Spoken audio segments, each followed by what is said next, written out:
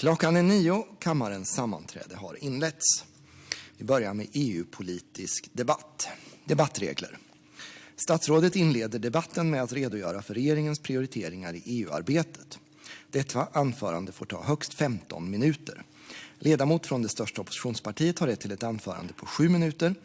Övriga har rätt till ett anförande på högst 5 minuter. For the first speeches, we have no right of rejoinder. Then we have a second round with addresses of no more than 2 minutes. Then we have free rights of rejoinders for the members participating in the debate in the size order of the parties. And there can be no more than 4 minutes per round of rejoinders. Now we will first hear from Hans Dahlgren, Social Democratic Party.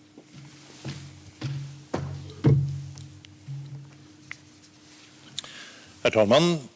Mr. Speaker, in the autumn of 2019, the Prime Minister read the first EU declaration ever here in the Swedish Riksdag, and since then our cooperation has really been tested.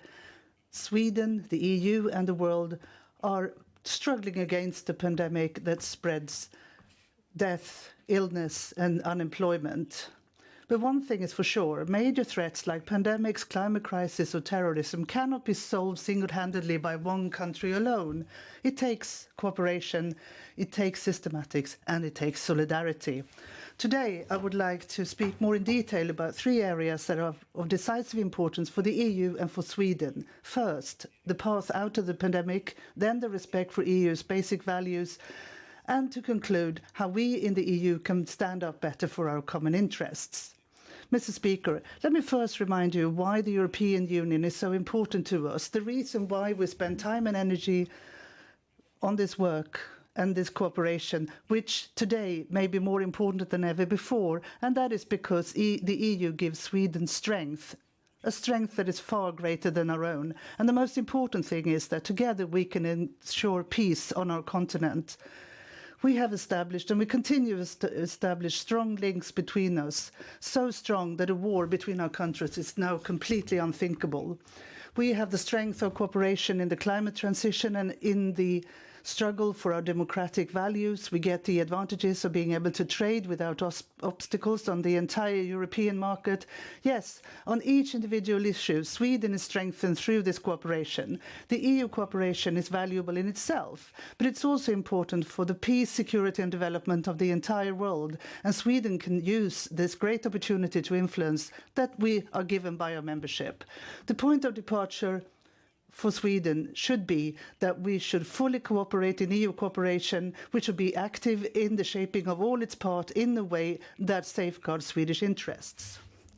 We get a lot at the same time as we contribute to the development of other countries in exactly the way that well-functioning cooperation should be. The priorities of Sweden for EU work have been established to create more jobs with good working conditions, to fight the climate crisis, to increase security and safety, and to pursue a migration policy that is humane, that abides by the rule of law, and that is sustainable in the long term. In the EU cooperation, Sweden has contributed to forming strong alliances. During the budget negotiations during the summer, we took a clear responsibility together with 3 other countries, and we made a difference. And thanks to early leadership, we've been able to gather a growing number of countries, both behind the European climate law and raise climate ambitions. And together with several other countries, Sweden has put forward proposals about how the single market can be developed. And all these are successes that are based in the strong positions taken by the Swedish Riksdag. The EU is a union where not only the largest actors decide. An active member country like Sweden that wants to be fully engaged in the core of the EU can also gain influence that exceeds its size. And regardless of what we discuss, we do that in the knowledge that the European Union is a cooperation that Sweden has everything to gain from.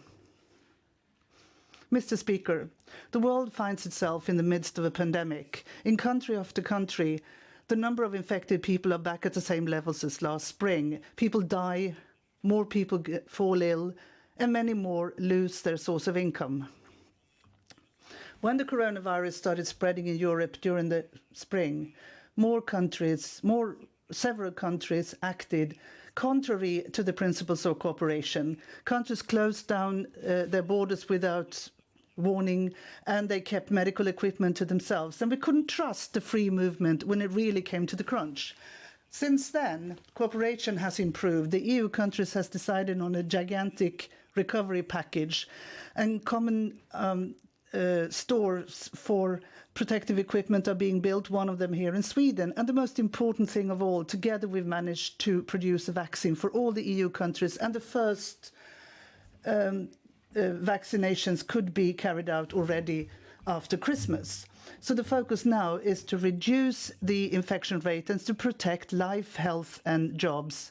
And after the pandemic, we need equally strong and intensive cooperation to build a stronger EU. This does not mean that the road forward is through further common indebtedness or to establish obstacles to trade against the rest of the world.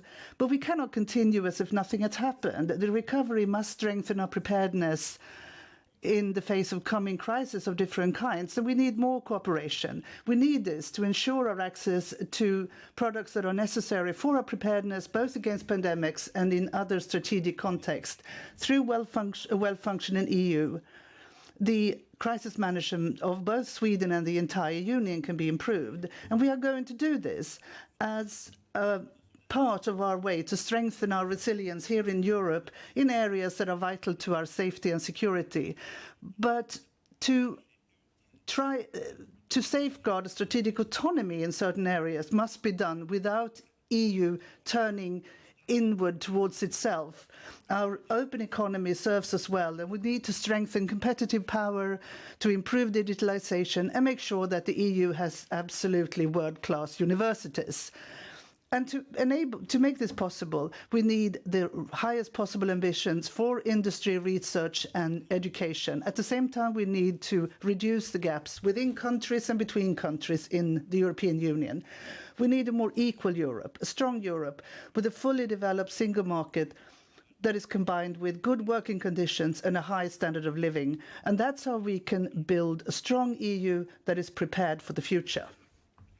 Mr. Speaker, the work to handle the corona crisis and to exit this period with a strong position requires that we really take the climate transition seriously. This is an existential matter for humanity as a whole. A transition is necessary in order to ensure our basic prerequisites for life and for the welfare of the future, and the EU plays an important role here, a very important role. This is something that cannot wait. We must act now, and we must get more to join us in this fight. The situation is serious, but in the work to stop climate change, there are also great opportunities if we do what it takes. Now that the countries of the world are renewing their goals and their efforts in accordance with the Paris Agreement, I am happy to note that the EU can keep its position at the forefront. I think that was very clear that when the EU a couple of weeks ago submitted our new ambitious undertaking to the UN. And now it's got to be implemented. And Sweden will work consistently to ensure that the EU does what it takes to reduce emissions drastically in time. Mr. Speaker, EU cooperation is based on some very basic values: respect for human rights, freedom and democracy, equality, equal opportunities and tolerance, justice and diversity, and an independent judiciary. Each and every one of these values are important for each person in each member country, and the compliance with them are of decisive importance for the EU, for democracy and for all of us. In several countries, there are worrying examples that the respect of these values is inadequate, where judges are kicked or appointed in an order that is not independent of the political powers, where independent research is threatened by being closed down, and the conditions of the free media are also impaired. The EU is a union for democracies. All countries must live up to the basic values that they have promised to uphold. When our values are put on the back burner, we lose confidence between countries and confidence in politics, and the EU will lose its strength. Without mutual trust, the economy will also suffer. Investments risk being stopped, trade will suffer, and the jobs will disappear. Sweden has been pushing for years to ensure that the payment of EU grants shall be conditioned with respect for the principles of the rule of law. Since the beginning of this year, there is now finally a mechanism that for the first time links EU money to our joint values. This is an historic and entirely necessary stand on the part of the EU. Mr. Speaker, the pandemic has hit hard against Europe, and at the same time, ruthless Islamist terrorists are taking the opportunity to attack. I'm thinking about the terror attack in Vienna and in Nice that took 3 lives. Every such attack in a member country is an attack on the whole of Europe, on our open Europe. Gross criminality knows no borders. It moves ruthlessly across Europe, and for that reason, the whole of the EU needs to fight crime everywhere, together. It shouldn't be possible to hide in any corner of Europe. It takes more cooperation between the police force, the prosecutors and other authorities in the EU countries to deal with crime. Through, for example, through demands for passenger details from more means of transport, in addition to flights, it becomes easier to follow the travel of criminals. We should also work to ensure that crime-fighting authorities are given the best possible access to information and evidence. And this shows once again that it takes cooperation to solve the major changes in society: terrorism, crime and pandemics, migration and climate. Another example are the jobs. We should work for more jobs in all our member countries. Our common market offers major opportunities for enterprises, and we should invest in education, research and innovations for even better conditions. But we have to have good jobs with fair and just conditions, and workers should not be put up against other workers. And at the same time, we must not, on any condition, jeopardize the Swedish model. Mr. Speaker, last year, the UK left the European Union, and since the beginning of this year, they also left the customs union and the single market. We regret this, but it was good that we managed to agree on an agreement and a new relationship, even if it came late. This should be as broad and as deep as possible, at the same time as our bilateral cooperation with the UK must be further developed. The EU has access to several tools to handle the challenges and the threats. But I believe that our union could be an even stronger actor in international politics. It is of importance when the EU gets together and acts as one voice against violence or impose sanctions. And for that reason, it's bad every time that individual countries put a halt to the whole union being able to speak on these issues. Sweden should be involved to build a strong Europe, an EU that is engaged in international cooperation, that supports the European safety order for democracy and human rights and for the rule of law. And through the EU, Sweden will have a greater impact to contribute to peace and security in our adjacent area. Our support for the freedom-fighting population in Belarus will be stronger together with other countries. The protest against the infringements of Russia against its own citizens, the aggression against the Ukraine, and the illegal annexation of Crimea becomes more powerful because the EU does something together. In only a few hours, Joe Biden will swear the oath as the 46th President of the United States. The United States are a crucial partner for cooperation for the EU and for Sweden. And with the administration that comes into power now, we see great opportunities for deep and transatlantic cooperation on a rule-based world order, on the climate and on security and safety. The growth of China results in both opportunities and challenges. We need deepened cooperation between the EU and China in areas such as climate transition and trade. One example is the investment agreement that the EU and China have agreed on. That cooperation must be based on the EU interests and values, and with human rights among them. Mr. Speaker, we are in the midst of a pandemic with new difficulties also for the European cooperation, but I'm convinced that the European Union will manage also this test. The EU has to manage this test so that the unique project that the European Union is can grow even stronger and be a cooperation that continues to defend openness and solidarity. Cooperation that makes each individual country stronger, that makes Sweden stronger. A union that works for de-escalation and a dialogue in a world with a very loud voice. Sweden should continue to be there to build that cooperation. Thank you. And a rejoinder from Jessica Rosvall from the Moderates. You have the floor.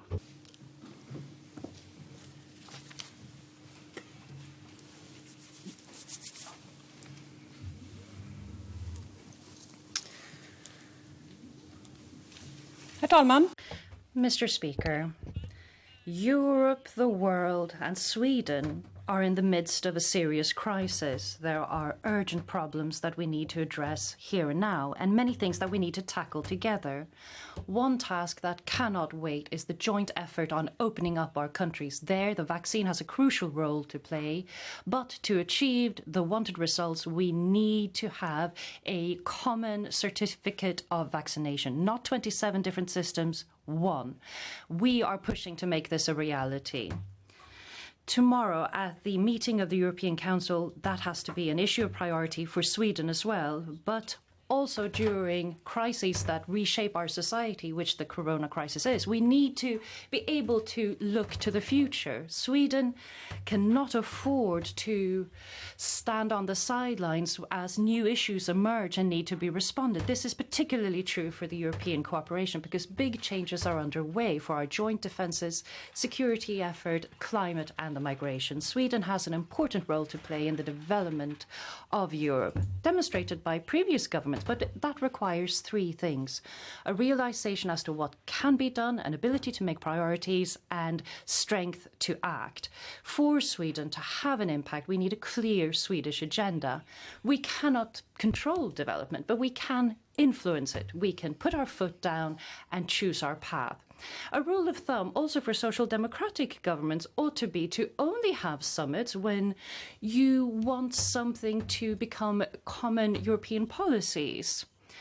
The Moderate Party understands how important it is to work with like-minded states to safeguard values that we share with other states. It's about democracy, the market economy, openness and the rule of law. But it also concerns the climate, free trade and the digital single market, crucial to Swedish enterprise. There are those who want a slimmed-down EU, and we will have people who want the EU to be as big as anything. But that is wrong. The EU should be relevant and do the right thing. So today, Mr. Speaker, I want to introduce the 4 cornerstones of future Swedish EU policies. There are so many more things we can achieve if we have a clear Swedish agenda.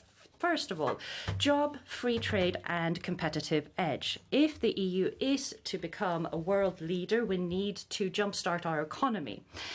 Europe will be made strong by work, entrepreneurship, research and innovation, not taxation and welfare allowances. What we need now is more trade, more single market. In the EU corporations, those who dare to be at the forefront have the most influence. When other people are hesitant about the services sector, the digital economy, 5G and free trade with the world around it, Sweden has to be bold enough to take a lead and together with like-minded EU states work to tear down the obstacles that inhibit Europe. Those who now want to see more of closed states and protectionisms come to the entirely wrong conclusions from the ongoing crisis. If they're allowed to set the agenda, we risk to beat down a path away from the one that has been so successful for Sweden and Europe, but also for the global economy. Secondly, Mr. Speaker, more of climate and environment cooperation. Sweden has a unique possibility to become a green force in Europe. We know that the EU has to be at the forefront and that we have to make sure that technological development leads the way. Member states that have the highest emissions need clear incentives and also requirements to address their emissions. Sweden has to be a driving force to ensure that all countries have a carbon dioxide tax, at the same time that we continue to develop the system of emissions trading schemes. The fact that not even the EU single-handedly can counteract climate change is no excuse to do less. No, the EU should do more, and not least demonstrates that it's possible to combine reduced reductions with economic growth. But then we need the nuclear power to do that, and we need to have a voice of unison in the climate effort, preferably together with the United States. Third of all, a common foreign policy and security policy. The crass truth is that the EU member states cannot defend Europe, and yet less our immediate areas surrounding us. Sweden has to be at the forefront to develop the projects in the defence area that has been adopted over recent years, not least within defence industries. If Sweden is able to make the EU speak in one voice on central foreign policy matters, they can make a real difference in the world around us, and Sweden can stand up for their interest with a force that we couldn't have done single-handedly. Fourthly, the rule of law, the values and principles about democracy, rule of law, free movement and openness that built Europe. Countries that water down our joint rule of law and the fundamental principles of the EU have to be challenged with the help of the new rule of law mechanism that is now about to come into place. Mr. Speaker, we live in difficult times, which is why we now need to take every opportunity we can to increase freedom and wealth, to clean up the environment around the world and in our country. Much of those answers lie in the European cooperations. Europe is in a situation where a strong Swedish voice could be more important than any time in the past. The Moderate Party offers this exactly what we want. We know what we want both in Sweden and in Europe. Thank you. Thank you. We now pass the floor to Martin Kinnunen from the Sweden Democrats.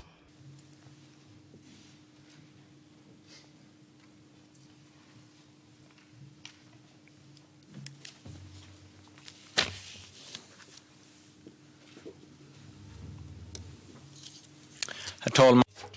Mr. Speaker, 2020 was a historic year to the European Union, and I'm not saying this in any positive kind of way, and I'm also not thinking about the Brexit, which was concluded and actually was something truly historic.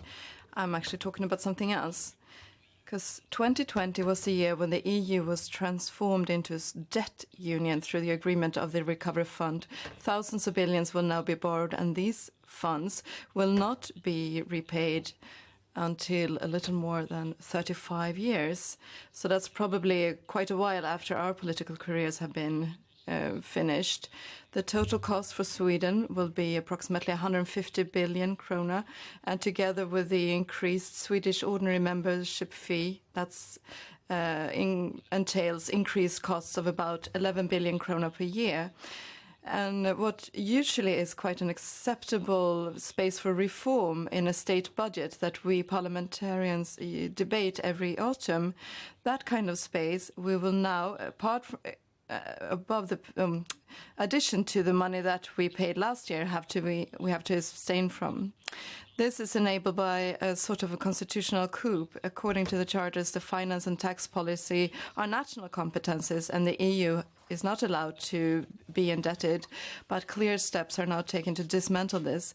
The Swedish Democrats are guaranteeing that the Swedish policy will always be a voice that talk about Swedish parliamentarians to decide about taxation and state finances. Mr. Speaker, we're now talking about this fund from justice perspective, that the money should go to countries who've been harder affected by the pandemic than others. But if we look at the countries in Europe, the differences aren't very significant. differences are how they have balanced their economies, and to make them robust against crisis. Italy, for instance, will gain most from this fund, and they haven't had a balanced budget since the Second World War. Mr. Speaker, something that all politicians have discovered is how hard it is to roll back different packages, aid packages, and to lower tax is easier than raising it. Ask just Social Democrats. And new taxes are easier to introduce than to remove. It took Göran Persson decades to remove the temporary defense tax. And now the EU has agreed to take more loans and use them to give money to the least responsible countries. And the European Council wasn't even able to conclude this agreement until high representatives such as the ECB president said that the fund must become permanent. Mr. Speaker, in this we also have the need for taxation on the EU level, which are also part of the agreement that Sweden and the member states agreed to. And now the government and the other parties saying that this is a red line that must not be crossed. But that's what they said about the contribution to the fund as well. But it only took a few hours after that the prime ministers had gathered before the EU committee was called in, and we were told that it was futile to protest and demonstrate against these contribution, and everyone agreed to that except the Swedish Democrats. Mr. Speaker, I don't have much time, and there are many important issues on the EU level to talk about. And now I'd like to talk about foreign policy. When we see what's going on in Russia and the continuous talks with Turkey, I would like to say how crucial it is to have a very powerful common line against these states. We have to remove Turkey from the list of candidate countries and discontinue all types of contributions to Turkey. These resources should instead be invested in protecting the EU external border. And as regards Russia, we really need to have better sanctions, and we'd like to be inspired by the American Magnitsky legislation there. Thank you. Now the floor goes to Annika Karlsson from the Center Party.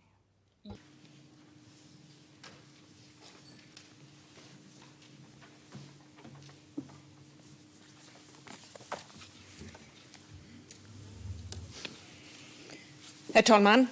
Mr. Speaker, our community is our strength. Our European history is long and full of both conflict and war, but if there's something that has changed that image, it's the EU cooperation.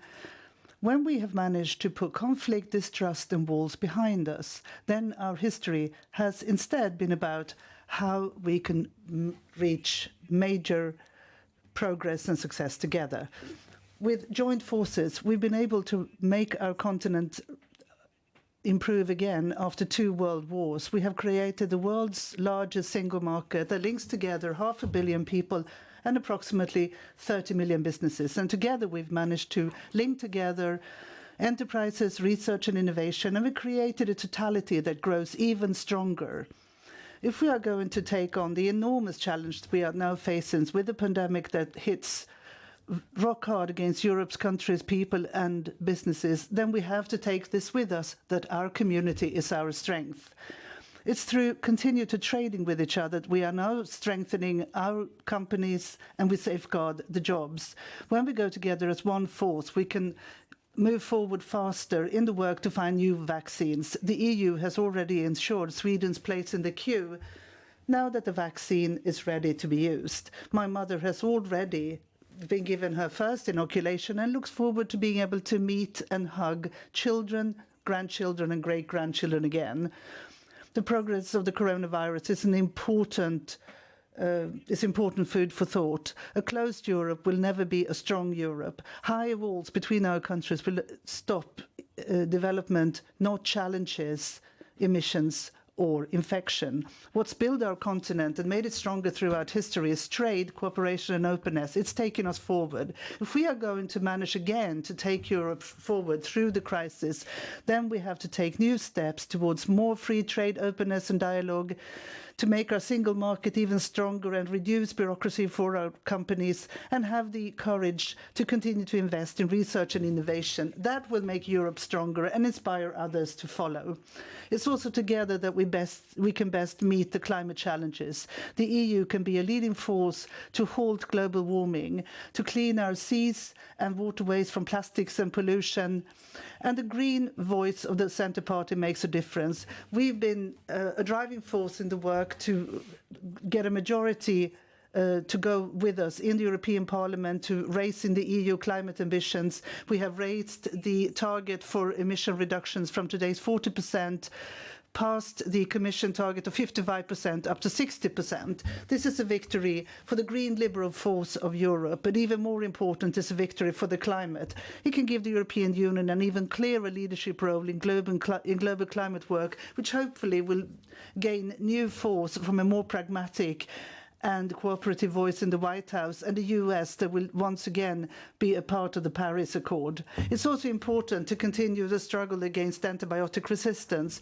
We have been pushing to introduce more stringent rules for the prescription of antibiotics in the EU. Now we want to see a global agreement like the Paris Agreement in the climate area with binding targets about reduced use of antibiotics. We must continue the work with giving the EU an even sharper climate policy to improve the system for emission trading, to safeguard the Green Deal and to continue working for sound and safe food in the whole of the EU. It's only together that we can create a stronger and safer Europe, to meet terrorism and organised crime that knows no boundaries, to continue to share information and strengthen police cooperation.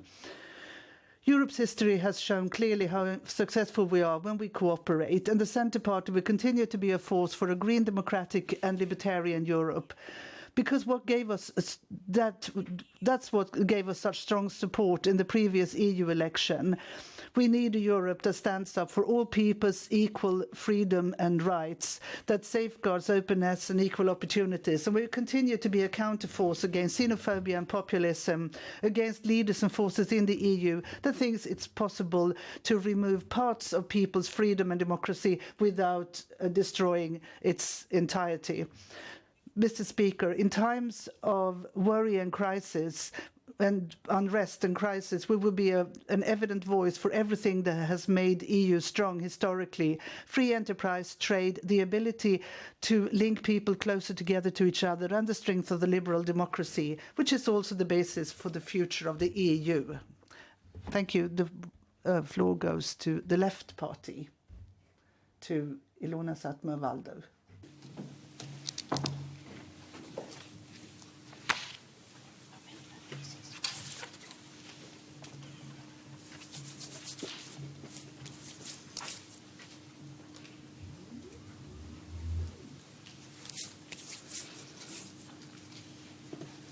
Herr talman. Mr. Speaker, Europe today has been hit hard by the COVID pandemic. The number of infected individuals has increased, while the care workers are making a heroic effort to save lives. In many countries, the inhabitants have been ordered to stay indoors with the help of law enforcement, a Europe we're not accustomed to seeing. When push came to shove, the EU did not manage to stand strong together. PPE that was going to go from a warehouse or factory to one country to another was seized, and those who ordered it went without. One effect of the pandemic is that even the EU has realized that austerity does not work. The finance policy framework has been sidestepped and limitations on subsidies are no longer in effect.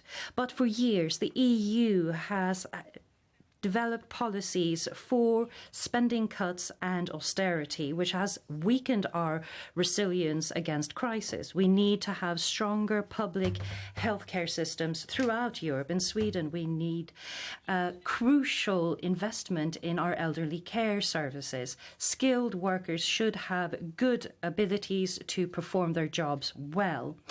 The right-wing policies of the EU has created big problems through having worsened working conditions. For many years, the EU has been rigged to be a race to the bottom when it comes to wages and conditions, which creates unsafe, unsecure workplaces, which creates workplaces where infection spreads easily. For example, the German abattoirs. The employees often come from poorer EU countries to the east, and they have substandard conditions, and they lived in cramped housing.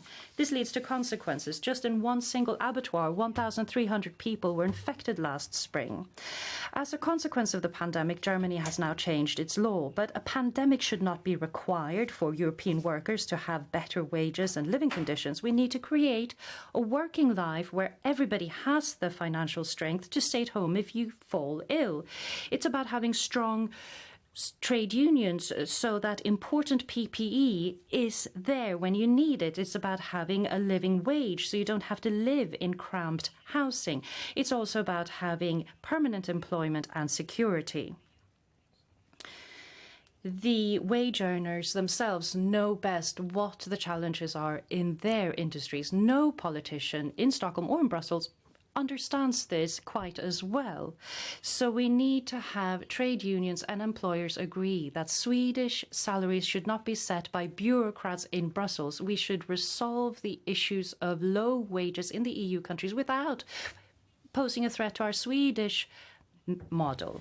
Mr. Speaker, in the wake of the pandemic, we've also seen how some states have introduced laws without time limitation that infringes on personal freedoms. Therefore, there are no guarantees that states will repeal these laws after the pandemic. One example is Hungary, where the government has been given increased powers, and people who are deemed to disseminate untruths can be sent to prison.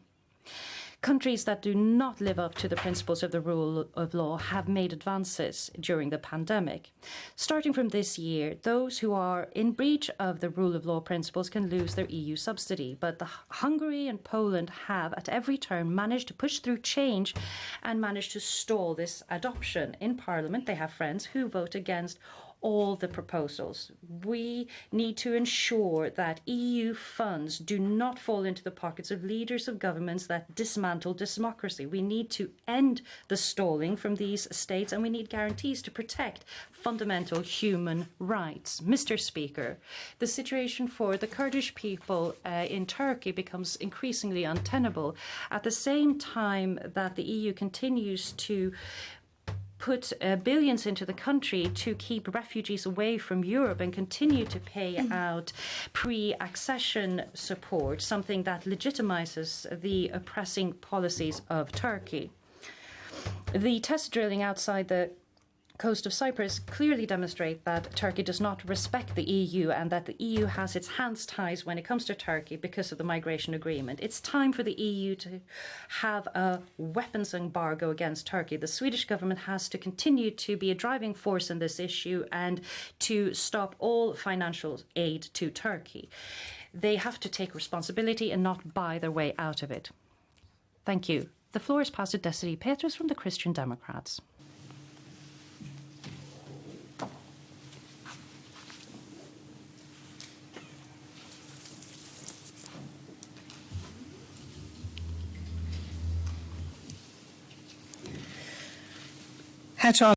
Mr. Speaker, the Christian Democrats in the last election to the European Parliament, they wanted an EU in moderation.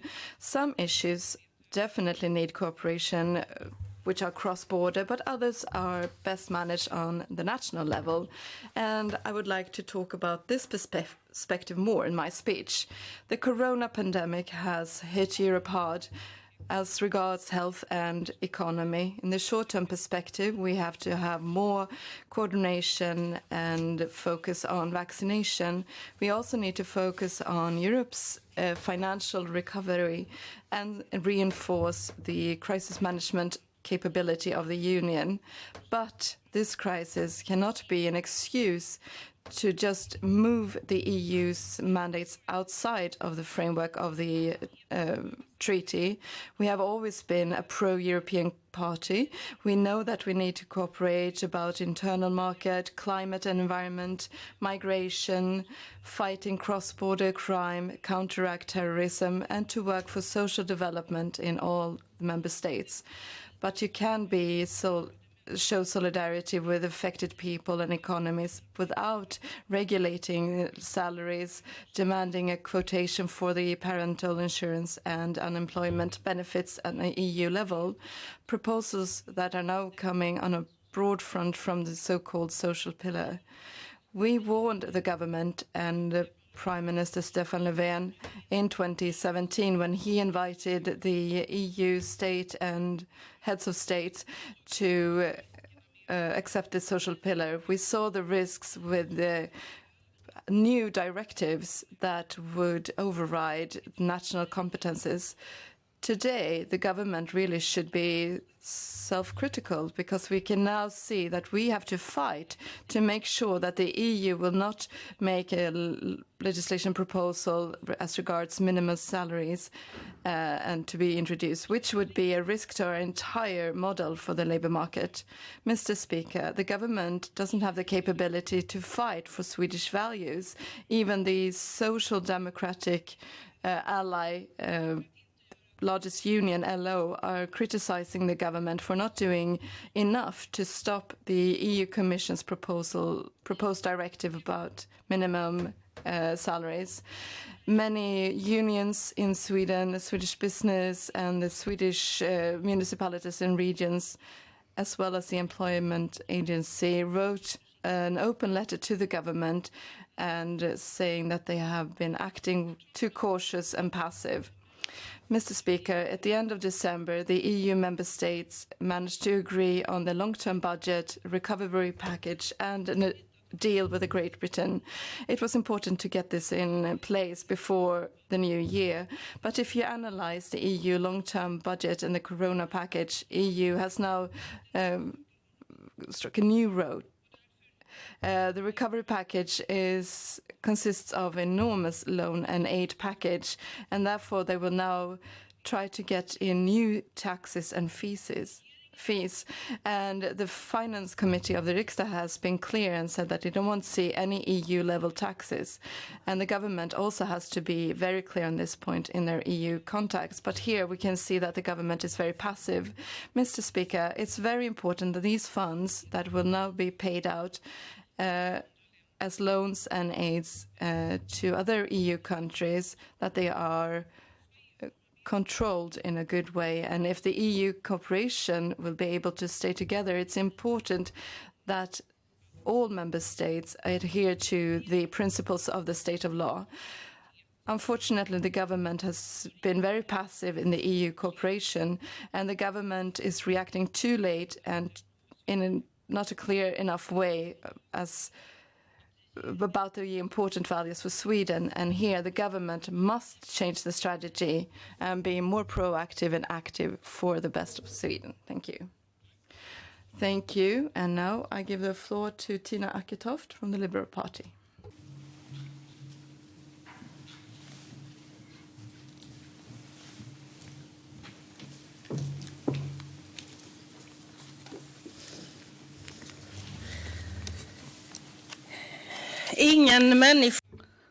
No man is an island, complete in himself. Every person is a part of the whole. Mr. Speaker, it's almost classical black humor when you consider that this often quoted poem was written by an Englishman, the Member of Parliament, the priest and the poet John Donne. For while the inside, then no one is whole in himself, has obviously been lost among the Brits who argued for Brexit. and which after many and long turns also got a Brexit, then that's part of the reason why Liberals always advocate cooperation instead of isolation and internationalism instead of nationalism. Mr. Speaker, COVID-19 results in problems that we've never seen before for the globalized economy of our time, and it took far too long before the EU seriously spent the time and attention on the pandemic that is required by the crisis. After the EU started acting, the Union has introduced forceful and coordinated efforts to facilitate the crisis management, including economic support measures. But the pandemic also showed that many countries reacted by closing their borders, turning themselves inwards. And the coming years mean that the EU has to be at the forefront in order to turn the EU outwards to improve the climate policy and to improve competitive power. Crisis can be turned to opportunities if we learn and change. For that reason, it's crucial that Sweden now stands up for and give priority within the EU to the European Green Deal, the Commission's plan to make the EU climate neutral no later than 2050, and transform the EU both to a green climate neutral union at the same time as we have economic growth and welfare. This will mean major changes to a number of sectors, both at EU level and nationally, and will also mean that we as national parliaments must realise that more issues have to be handled at EU level if we take a green future seriously. There is no alternative for those who believe in facts and science. Liberals are happy that the EU now has more stringent climate targets. This means that we now take nuclear power seriously and give it the same opportunities as other forms of fuel. The discussion about what the EU is and should be is important, and perhaps the most important part of this is our values, because what are we if we don't have a common backbone? Together, we need to show clearly that the EU is a union of values, where it's obvious that member states that have promised to follow the Copenhagen criteria but don't do it suffer the consequences, and that our values do not come to an end at the EU borders, that we don't abandon the Eastern Partnership and those who fight for democracy in Belarus and the Ukraine, that we are clear in our condemnation of Putin's Russia, where they have once again arrested Alexei Navalny, the opposition leader, simply because he is the opposition leader, Alexei Navalny. That we see and show solidarity with our neighbouring countries to the south, also when it comes to the distribution of vaccine against COVID-19, and that people who flee are given legal opportunities and possibilities to enter the EU safely and securely. Mr. Speaker, in order for Sweden to contribute to this EU and to be the liberal voice that I and many other people share, you don't have to be a liberal to be liberal. We need to be a wholehearted partner in the EU cooperation, a part of the EU core. But to get there, we risk losing influence in the Union by being outside of the Eurozone, the banking union, and the EU prosecution authority. If Sweden also, that means that Sweden is left outside crucial parts of the cooperation. When the Swedish government, in addition to all this, chose a frugal line in the budget negotiation, we confirmed Sweden's standpoint once again as being tepid towards the European Union. This is not good enough. We know more and we want more. Thank you. Amanda Palmstierna, Miljöpartiet. Varsågod. Thank you. The floor goes to Amanda Palmstierna from the Green Party.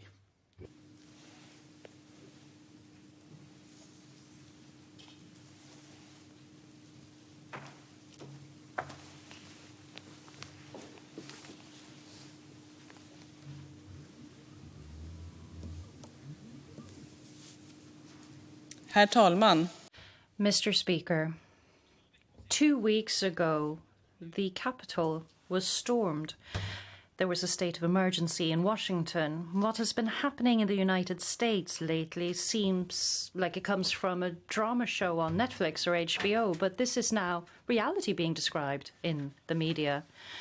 But why do I start by talking about the United States in an EU debate? Well, the point is we cannot take our democracy for granted, not in the United States, not in the EU, not in Sweden. We need to fight for democracy every day, globally, in Sweden, and in the EU. Democracy is the foundation for a functioning society, and Sweden has for a long time been a strong voice for the principles of the rule of law and democracy and human rights in the EU, in Sweden, in the world. At the end of last year, the rules were made more strict when it comes to the rule of law, which means that countries that engage in corruption, that don't respect free courts, freedom of speech and freedom of the press should not receive EU aid. Well, this means that states such as Poland and Hungary cannot protect each other anymore because but by placing a veto to make this mechanism come into action. The government has been a strong voice to push for this with strong support from the parties represented in Parliament. More people than ever are fleeing. Today, there are very few opportunities for refugees to enter the EU legally and safely. Instead of being able to seek asylum from their home countries, they are forced to flee via unsafe routes and they fall into the hands of human smugglers. Many refugees drown in the Mediterranean on their way to Europe. The fact that the EU cooperates with despots to prevent refugees from reaching Europe is doubly wrong and a completely untenable situation. It is important for Europe to take their responsibility and reach political unity on this issue. The right to asylum has to be respected. We need to have assessments with legal certainty. People shouldn't have to risk their lives to live a life of safety and freedom. The foundation for the European Union is freedom, democracy, respect for the rule of law and the human rights. We need to defend this. Over the autumn, the UN reported that the world is heading towards several degrees global warming. The consequences are disastrous. There was a landslide on the 30th of December in the Norwegian municipality of Gjerdrum, about 30 kilometers away from Oslo. More than 30 homes collapsed and several people died. The reason for this was heavy rainfall. When the ground becomes so wet that it becomes unstable, well, a landslide might be a fact. Climate change will bring with them more rain, heavier skyfalls, with more increased risk of landslides and flooding. It's completely crucial that the EU becomes a leader on climate throughout the world. The story of the EU started with 6 European countries starting to cooperate on the production of coal and steel. Now, instead, the EU aims to become the world's first fossil-free continent to produce steel without coal. The most important tool to reduce the climate footprint is the emissions trading scheme. This is very important because it means that there is a cost involved for power plants and industries to emit carbon dioxide.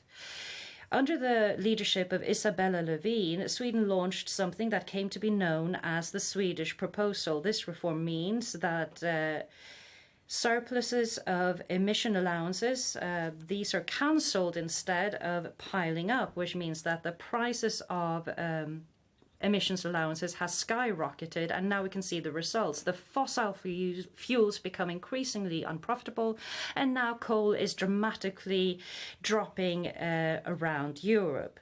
The day before yesterday, we think it is extremely important for Sweden to continue to enhance the system for emissions trading. And we also want the Green Deal to be implemented to a high degree. Finally, as we look back on this year, we can see an EU that has been tested by Corona, by Brexit, but the EU has also grown more mature, learned lessons, and we can see a cooperation that has really matured, and it has demonstrated that the EU is the way forward. Thank you. Thank you. That concludes the first round of addresses, and now we go to the second round. And first out, Hans Dahlgren from the Social Democratic Party.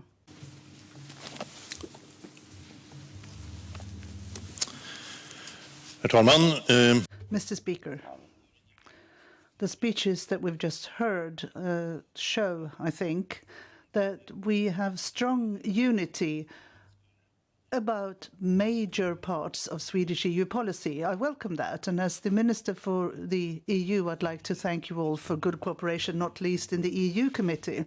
This makes it easier to develop Swedish EU policy and what we prioritise in our cooperation, which is particularly valuable for the coming presidency, which we will have in less than 2 years. I hope that with time we will also have greater consensus on the social issues. The government that I represent sees it as self-evident that we should strengthen the position of wage earners by having fairer working conditions, that people should have equal opportunities when it comes to access to the labour market, that children should have the right to childcare and schools, and that people should have a dignified life. But that can't just apply to Sweden. In order to have sustainable EU cooperation, we need to have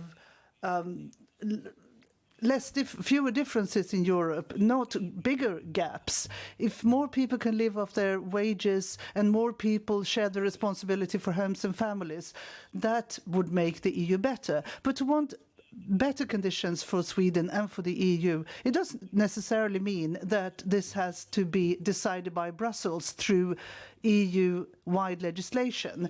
But it could mean that we have common targets by comparing with each other, by using benchmarking and using recommendations to strengthen welfare and to reduce the gaps and to keep Europe together. And I hope that as many as possible will share that ambition with the government. Thank you. Thank you. Jessica Rosvall from the Moderates, Jimmy Kimnanen from the Sweden Democrats, Ilona Satmarivaldu from the Left Party and the Centre Party, and have requested rejoinders. Jessica Rosvall, you have the floor. Tack, herr talman. Thank you.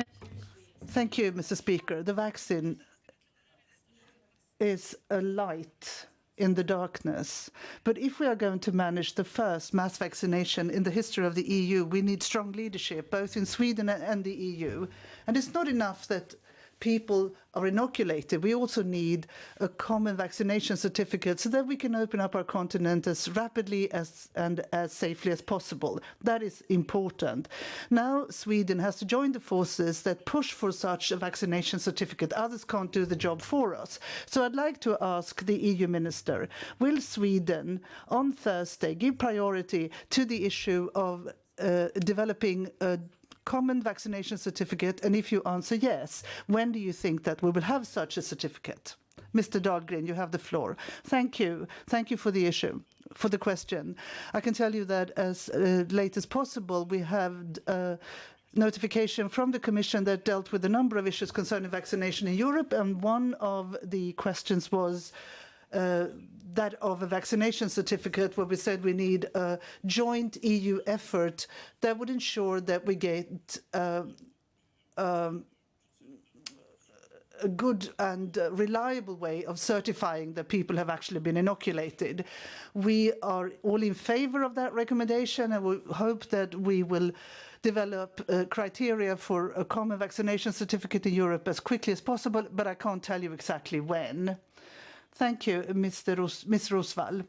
Thank you, and thank you, Minister. As I said, this is incredibly important for the recovery of Europe, and it's been said that many countries will have this as a demand, that you can show a certificate, and then it's necessary that you can be able to trust the certificate. The EU Sweden now has to take on a leadership role to push for this issue together with our Nordic neighbouring countries. The Greek, the Portuguese, and the Portuguese prime ministers, and the Danish and Finnish governments are in the process of developing such a vaccine passport. I don't think it's enough to say that, yes, we're all in favor of this, but I want to know what you were doing in order to push for a Scandinavian line here.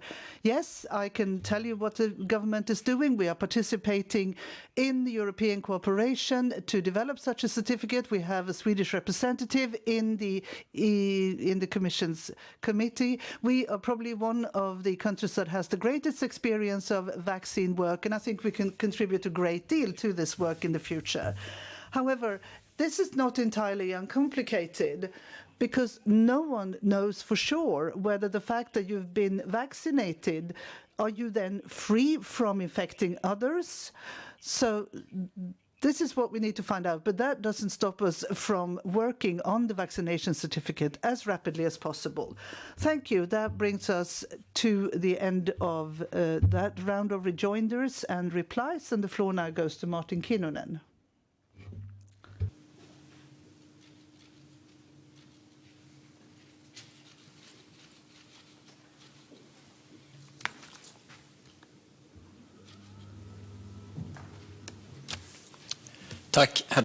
Thank you, Mr. Speaker. On the 15th of December, the Commission presented the Digital Service Act for the regulation of the Internet and the large tech platforms in particular. The Sweden Democrats welcome this.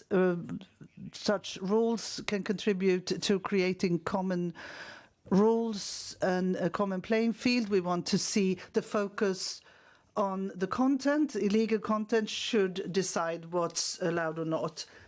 And this, it's also important that there is a right to appeal. I'm asking now the government how you look at this attempt at regulation, and how do you want to ensure that the demands for removing illegal content does not mean that more voices are silenced on the internet? Thank you, Mr. Speaker. When it comes to this proposal for a regulation on digital services, we welcome this. It's a question of putting stronger demands of responsibility on those who are responsible for the platforms, so that illegal content will be removed.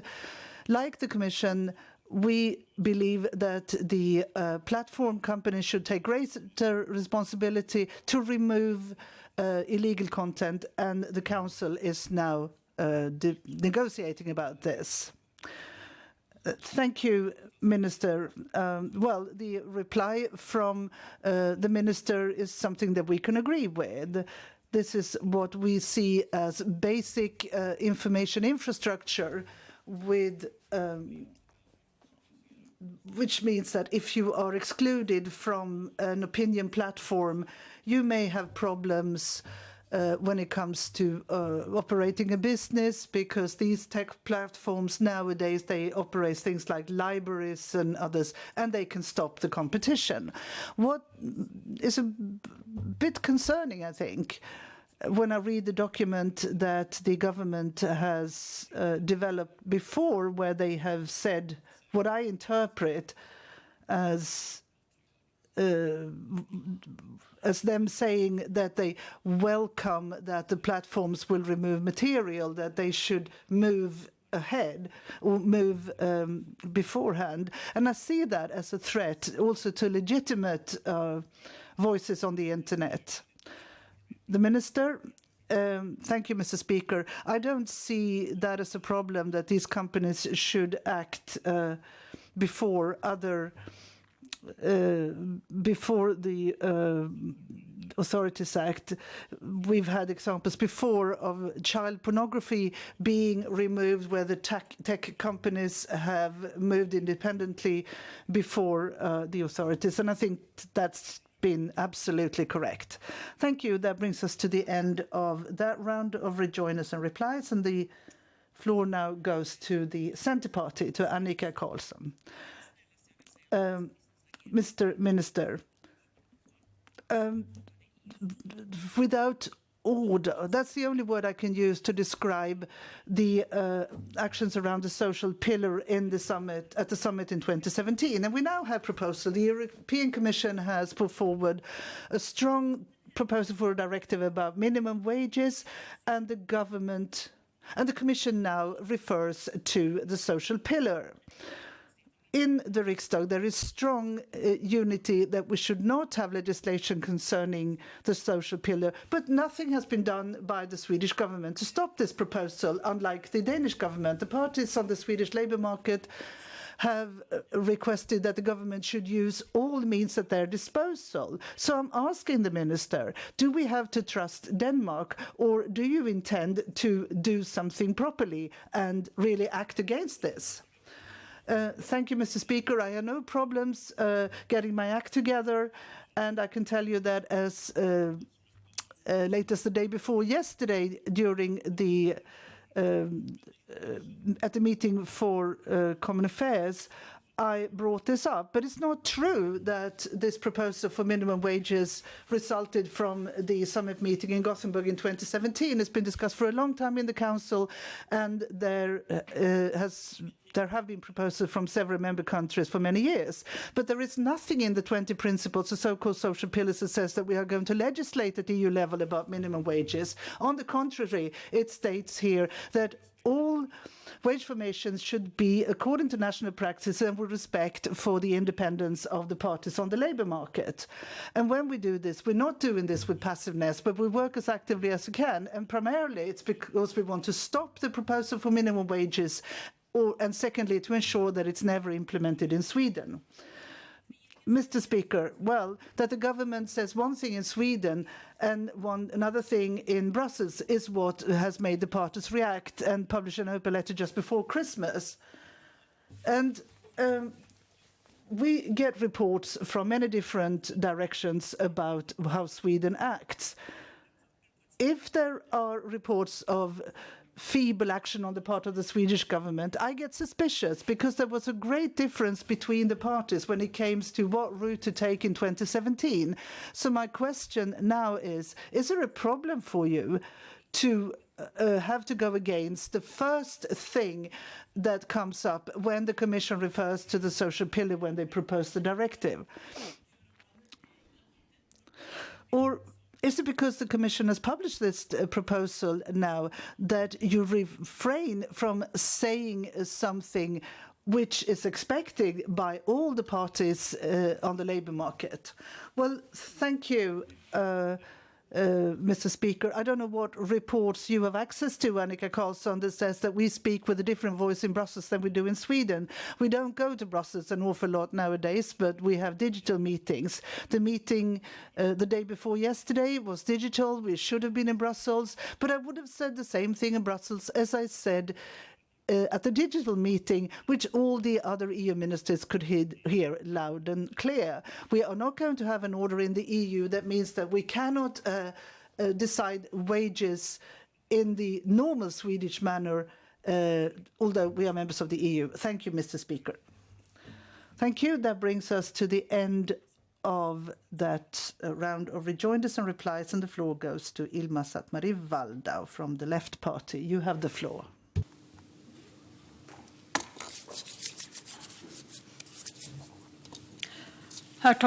Mr. Speaker, the aid organisation Oxfam recently presented a report that demonstrates how Sweden, together with countries that can be considered tax havens, block important measures to be taken to stop international tax evasion. The government has planned for companies to have to report on the size of their profits and the taxes they pay in different countries, a public list that would aid this effort to combat tax evasions. The Social Democrats, who claim to be against this, have in government voted against proposals that would combat tax evasions and avoided pushing for stricter rules, measures that can bring us increased resources for our welfare systems. My question for Mr. Dahlgren is, why does the government prioritise big corporations before openness and transparency, and why do you block important measures to be taken to stop international tax evasion? Hans Dahlgren. Thank you, Mr. Speaker. With every respect, I think you've asked the question in an incorrect way. We do not prioritise big corporations. We have some very clear points of departure when we talk about international taxation. The first is that we don't want taxation rights in Brussels. We oppose everything that can be construed as meaning that the European Union would start taking EU-level taxation decisions. We oppose that. The other aspect is that we do a lot of our international efforts on the OECD level, and that's where we think the measures should be taken. So we think that about all countries, not just the European countries, can be combated in this way. Thank you. Mr. Speaker, in a public country-by-country report, Sweden has a vital role to play to stop. They played an important role in stopping rules to make corporations report on taxation paid in different countries. That would combat tax evasions and make companies less prone to have aggressive tax planning. In the last voting, Sweden voted against this proposal together with Ireland, Malta and other tax havens, and the proposal was stopped with just one vote. In 2018, several parties promised to take action against tax evasions, amongst them the Social Democratic Party. Now it's come to show that it's only the Left Party that consistently has followed through on their promise to the voters. So why does the Social Democrats fail the voters with the promises they made to them? This is about public taxation policies. Yeah. Hans Dahlgren. Thank you, Mr. Speaker. I just want to repeat our principles on these issues, and of course they are still valid. I cannot see how the Social Democratic Party has betrayed their promise to the voters.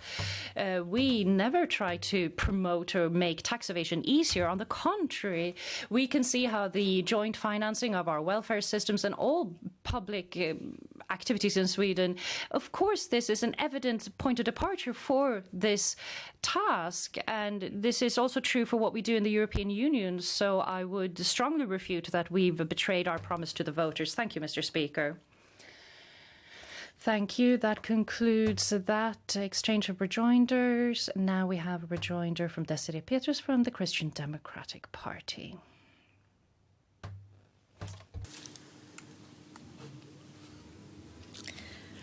Tack, herr talman.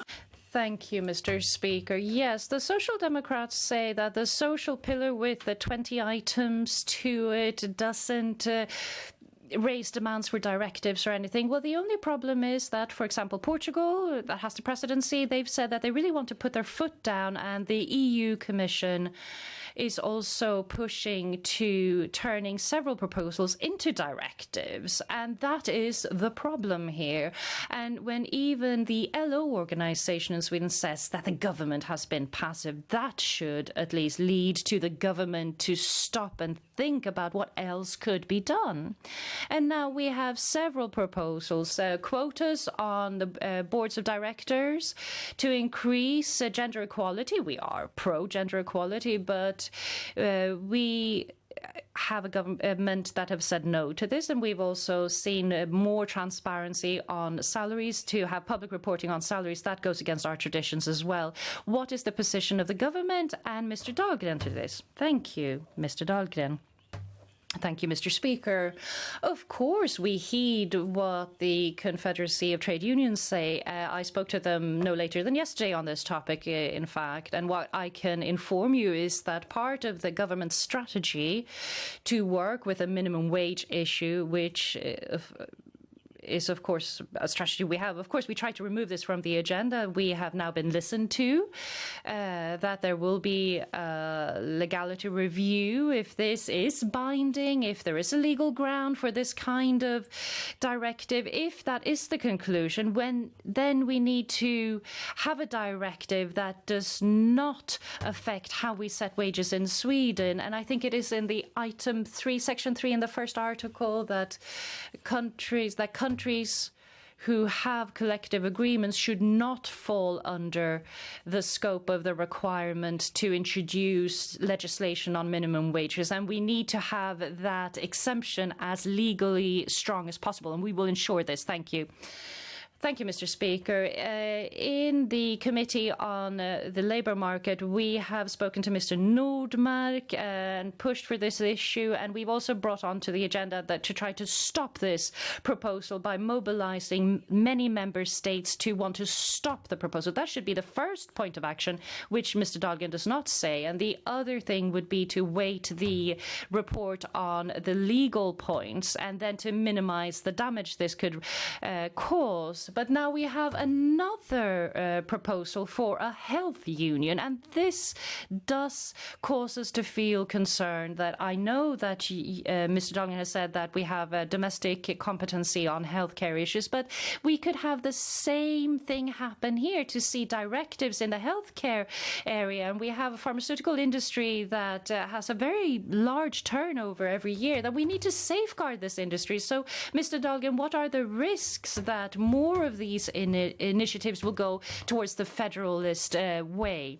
Thank you, Mr. Dahlgren. Thank you, Mr. Speaker. I do not see this as an imminent risk. I can see this discussion on the health union not as a sign that they want to have changes made to the treaty to have a different distribution than we have today. And health issues are domestic issues, but we need to coordinate these issues on an EU level as well. The discussion we had here before about certificates on vaccinations, that's a typical example of the type of thing we need to coordinate on an EU level. And when it comes to producing a vaccine at all together with joint efforts, that's also a good example of working together on an EU level. That's how we should proceed with this. Then, of course, I think, first of all, we should try to stop this proposal with other allies. And no later than yesterday, I was speaking to a colleague from an Eastern European country that was not part of the more sceptical group, but can now join our forces. Thank you. Thank you. That concludes that round of rejoinders. Now we have a rejoinder from Ms. Aketoft from the Liberal Party. Thank you, Mr. Speaker. I will read from this text. EU competence on the matters is limited to legal services, and the Council has been asked to deliver another opinion. Another quote. The EU does not have the competence to set either a level or a procedure for minimum wages. Mr. Dahlgren asked where Annika Karlsson got her reports that proves that Sweden has a softer line in Brussels compared to the line they demonstrate here when we talk about the requirements for minimum wages, that this issue has already been mentioned by several of my colleagues in here. Yesterday we could read in the papers the government is lame before the threat of the European model. This was introduced in a paper, a local paper. So, Mr. Dahlgren, how do you view the statement made by the president of the LO Confederacy? Mr. Dahlgren. Thank you, Mr. Speaker. I can tell you that the Minister for the Labour Markets had a meeting, a digital meeting, with the chairman of the LO and the representatives of the other parties, the social partners, the day before Christmas Eve, and we explained our view on this. We don't have our hands back tied here to take action. Our representatives, our Prime Minister, have a very strong trade union past. There are no representatives who would take measures that mean that we have our hands tied behind our backs, that we do not speak out enough to object against different proposals. That is actually not true, what's being asserted here. Ms. Aketoft, thank you, Mr. Speaker. One quote was from the Swedish representation and the other one was from the Austrian representation that do not agree with legislation on minimum wages. And that's why I mentioned both of them. The EU minister and I, we do share the view on EU-wide welfare, and I think that Mr. Dahlgren will agree with me on this, that we need to invest in welfare for all. We need the social pillar. We need social care if we can all, as citizens, feel that the EU brings added value. Just because we see beggars outside of our stores today doesn't mean that Romania has also, just because we can't see the beggars today doesn't mean that Romania has now taken responsibility for all their citizens. They've just closed their borders. So thank you, Mr. Dahlgren, that you've stated clearly that Sweden is a strong voice to retain our right to decide on wage setting in Sweden, but also to be a strong force to promote social justice for all EU citizens. Final answer from Mr. Dahlgren. Thank you, Mr. Speaker. I can just concur with Ms. Aketov that you can do both things at the same time. Thank you. That concludes the round of rejoinders to the address from Mr. Dahlgren. We go back to the list of speakers. We now have an address from Jessica Roswell from the Moderate Party.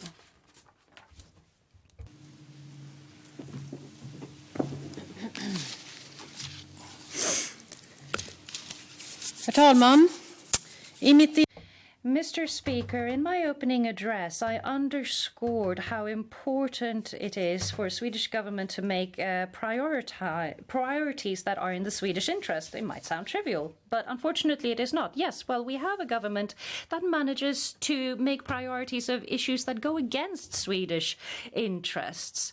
Of course, I'm referring to the social pillar. As the Prime Minister and the government were very much part of producing and preparing, and even had a summit in Gothenburg 2017 to celebrate the adoption of the pillar.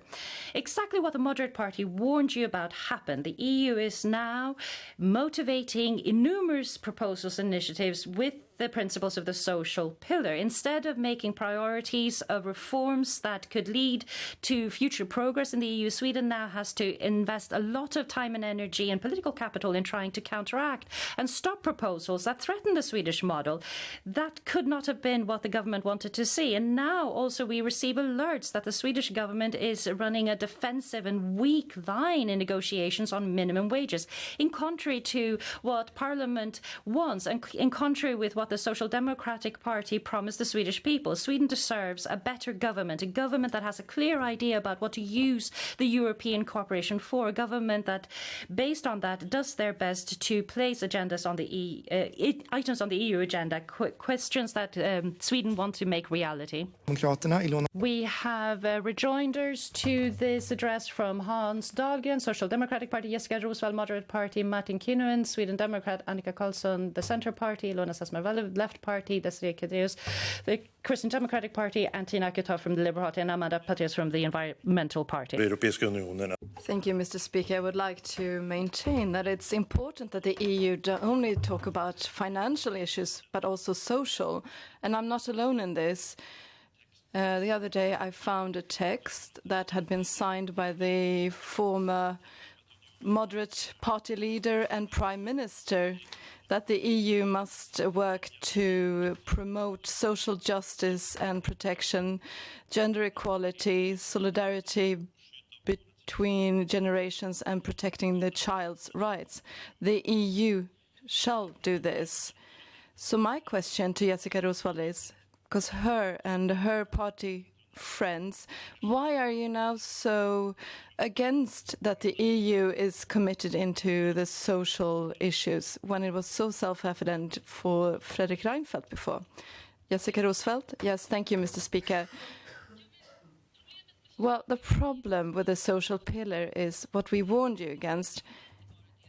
This was not just an exchange of experiences. It has become something else. That's the problem. I'm not against cooperating about welfare issues and to make sure that everyone has such a good standard that we do in Sweden. But the social pillar clearly shows that this is not the right way to go. And I also find that the development that we can see today during the Portuguese presidency, that they are now prioritizing this issue. I think it would have been good if the Mr. Minister could here agree that what happened in Gothenburg in 2017 was wrong. And in the previous replies, he said, I would like to add a word when we discuss the minimum wage. I think it's quite vague. I think the government is very vague in these discussions. Thank you, Mr. Speaker. Well, no, I don't agree with this either. I don't think that we are vague in any way. I think we've been very clear when we're talking to our colleagues around in Europe and also in the different committees and when we've talked to the social parties. I don't think that this is a fair description, that we would be vague or passive. But we can just see that we have different points of view here. And what we saw from the meeting in Gothenburg, that we shouldn't have done that. I think that's the opposite. I think this is exactly the things that we should be working for. This is a part of the treaty, the EU treaty. We have all agreed to work on these issues. And of course, we have to do this in a right way. And if we see any wrong proposals, of course, we will counteract them. And then we do that and we cooperate with the governments and the parties in the Riksdagen. Jessica Rosvald, final rejoinder. Yes, thank you, Mr. Speaker. While doing it in the right way, I think that's by increasing the economic welfare and to cooperate to make sure that we have freedom and rights for all European citizens. I don't think that social democratic government will ever acknowledge that this was the wrong way going about the social pillar instead of focusing on the right issues. I didn't expect that, but I really would like to tell you, Mr. Minister, that now when the Portuguese presidency is focusing on the social pillar, I really hope that the government now has a strategy to counteract some of the proposals that will be introduced, which will undermine the Swedish model. Thank you. That was the end of that rejoinder. And now we give the floor to Martin Kinnunen from the Swedish Democrats.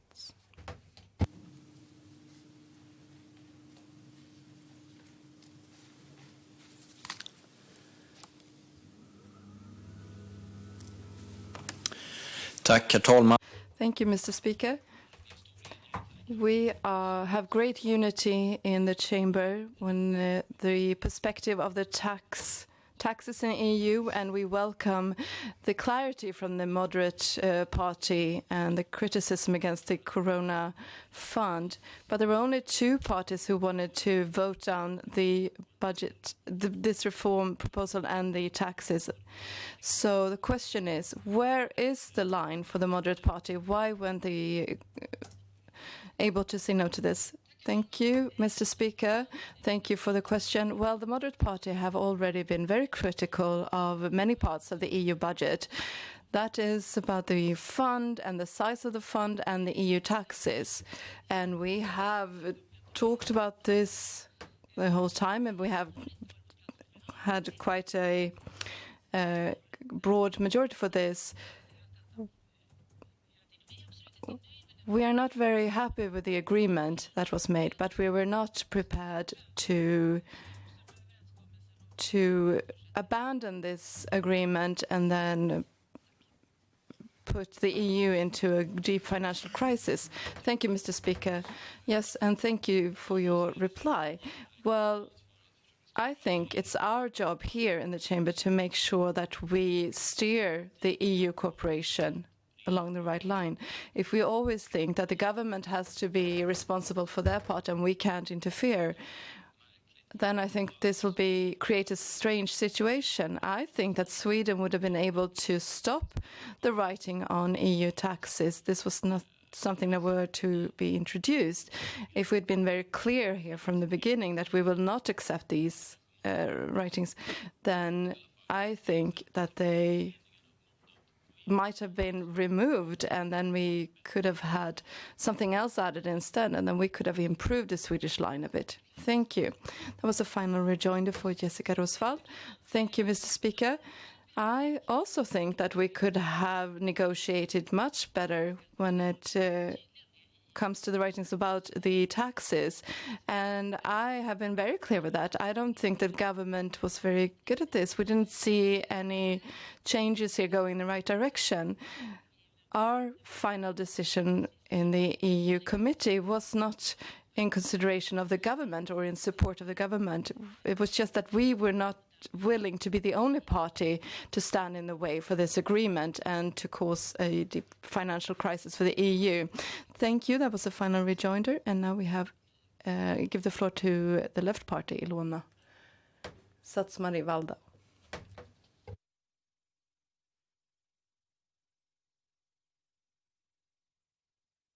Mr. Speaker, the agricultural policy is about 40% of the total budget in the EU, and now the agriculture also stands for 40% of the total emissions.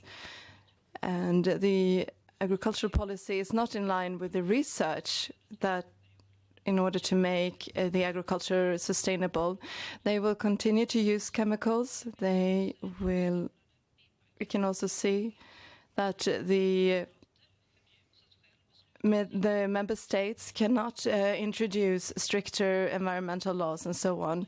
Well, the moderate parties have never been known to be a green party, but they have criticized the aid package for the agriculture. Why can't the moderate party criticize and be critical of the EU environmental policy instead of the agriculture?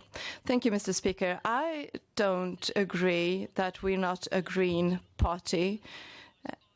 We truly believe that Sweden has to be very strong in the leadership for the climate policy and the climate work, and we've been very clear, and we put forward proposals along this line. I would like to pose this question and as regards when the social pillar, and I'd like to ask the left party. The left party greenlighted the social pillar after the summit in 2017. Now, when you've heard the discussion that's going on today when it comes to the minimum wages and the threats to the Swedish model, are you now regretting supporting the social pillar? Mr. Speaker, I would like to stick to my subject, which is about the agricultural policy and the aid to the agriculture policy. There are many positive parts. 30% will be earmarked for environmental changes, but one right thing doesn't correct the other wrong things. 80% of the payments go to 20% of the largest agricultural companies and landowners.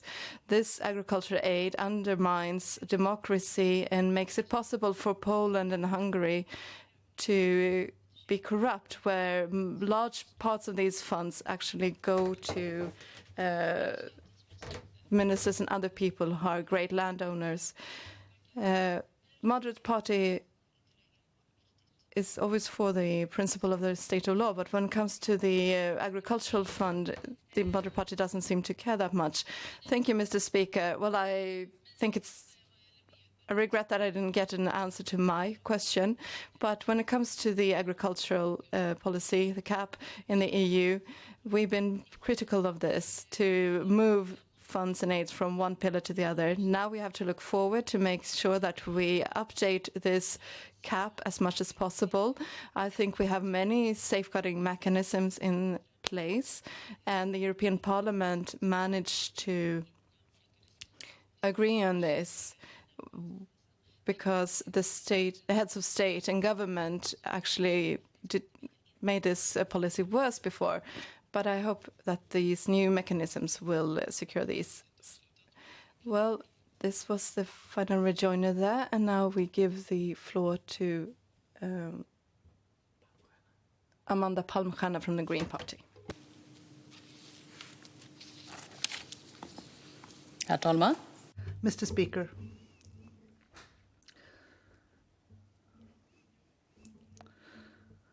Right. Thank you for your first speech. I'd like to address something that you brought up there. The moderates are keen supporters of free trade, and I also read in your party program that you think it's important with human rights and it should be respected at all levels in society, both in Sweden and internationally.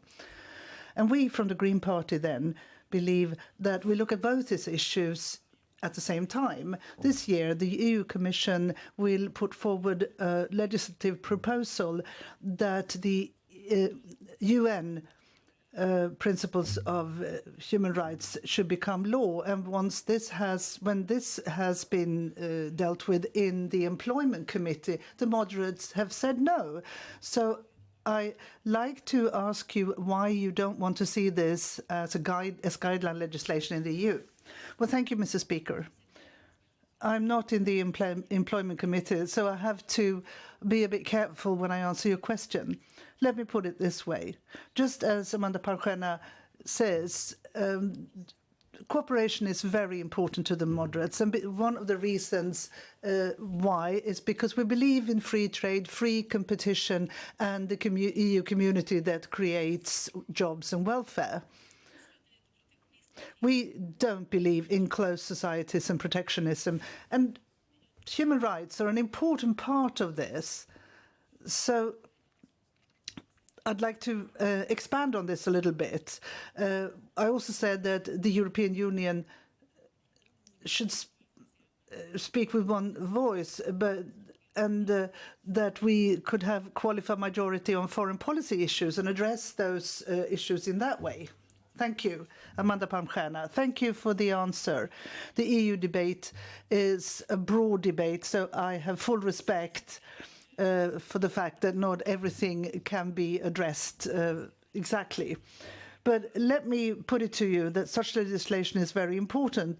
And the Commission made a survey, and many companies are positive to such legislation. And the reason is that we should have a level playing field, and we shouldn't be able to compete by infringing on human rights. And the reason for that is that in 2020 there was still child labour and wages that you cannot support yourself on. And this, the conclusion of that is that it would be very good if Sweden could stand up for such legislation. Jessica Rotsvall. Thank you, Mr. Speaker. Thank Amanda Palmstierna for that message. Yes, I agree that it's important that we support free trade. It's important that we have more free trade agreements. We mustn't go towards a closed and protectionist world. But I'd like to send a message to you as well in the Green Party. In this transition, which I also addressed in my speech, a part of this transition is that we also include that nuclear power should be a necessary part of the transition. Thank you. That brings us to the end of that round of rejoinders and all the rounds based on Jessica Rosvall's speech. I now give the floor to Martin Kinnunen from the Sweden Democrats for a second speech.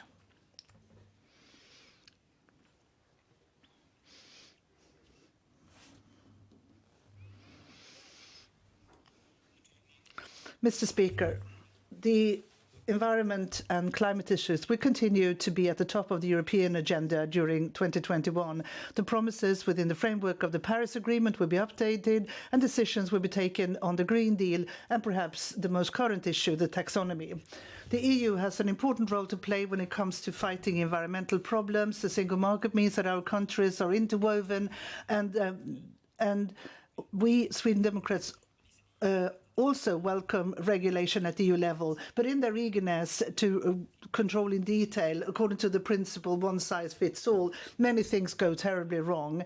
We have the sea and water policy, where the so-called visa judgment at EU level have meant that we have problems upgrading our water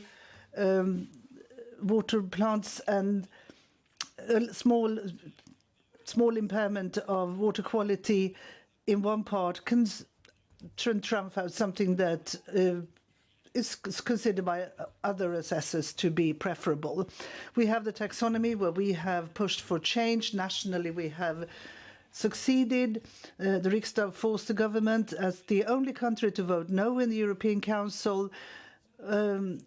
But the decision went through with qualified majority. The idea between taxonomy is basically good. The financial sector wants better information about sustainable investment, but the countries have different conditions. In Poland, it may be a good idea for the climate to invest in gas and abandon coal-fired plants, which it's not in Sweden.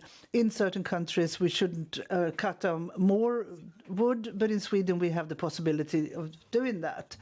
We must also be careful not to fulfill the EU's dream of becoming a coal sink. And the independence when it comes to forestry policy has never been more threatened. And it's important that Sweden points this out in all contexts. Thank you. Hans Dahlgren has requested the floor for a rejoinder along with Jessica Rosvall, Annika Karlsson, Elena Sattmari-Valdu and Desiree Petrus. Mr. Speaker, I could begin by agreeing with Martin Kinnunen's request that Sweden should protest against the way in which the EU, through the taxonomy regulation, threatens Swedish forestry. We need a completely different point of departure there, and Sweden has pointed that out.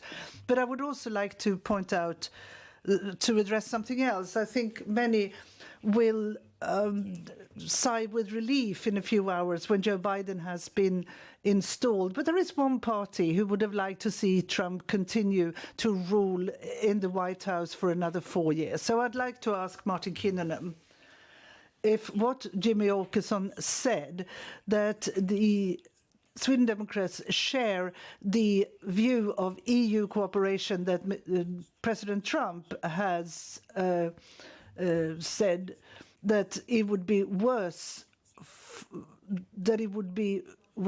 to get rid of the multilateral cooperation in many different areas, that we would be better off on our own.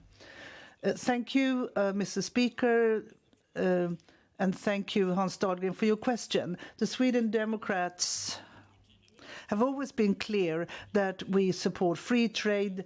We like the idea of being able to trade with our European partners. In this way, we do not share the view of the Trump administration when it comes to trade barriers, etc. There are clear distinguishing lines here. But we do sympathize with the policy that means that you are tough on crime, less migration, and no to destructive identity policies. But that is a discussion that is separate from the collapses that the Trump administration have managed to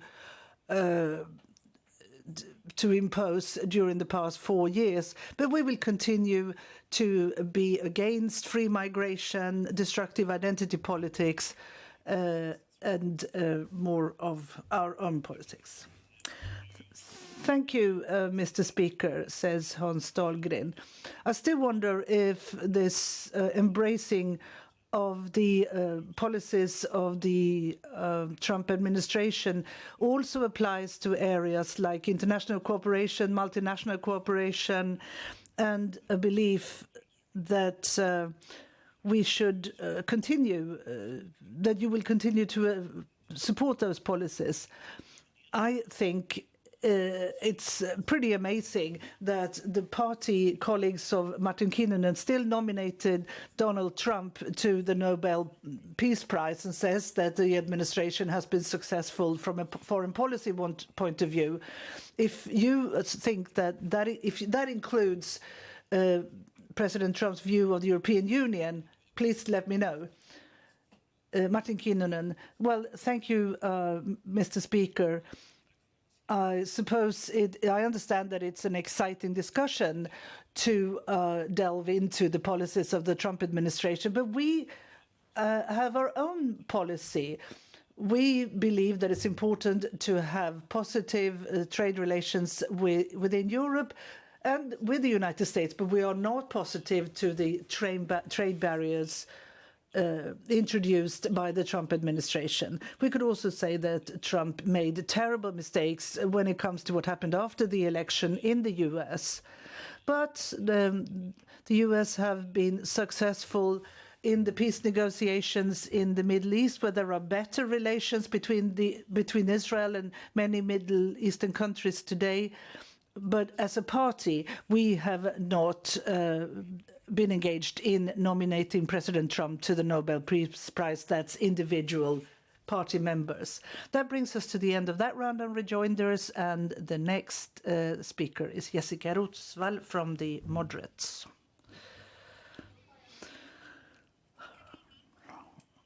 Thank you, Mr. Speaker. Even if the Sweden Democrats are no longer pushing for Sweden to leave the EU, there are issues that the party opposes on the EU level, amongst them the migration policies, because the basic principle for freedom of movement, for that to work or exist, you need to have joint migration policies. Today there are huge flaws and deficiencies when it comes to the member states' compliance with the rules and regulations in place now. This concerns the unfair numbers of people received by different countries and an unfair number of people coming to Sweden. So what is your opinion when it comes to harmonization of legislation on migration policies?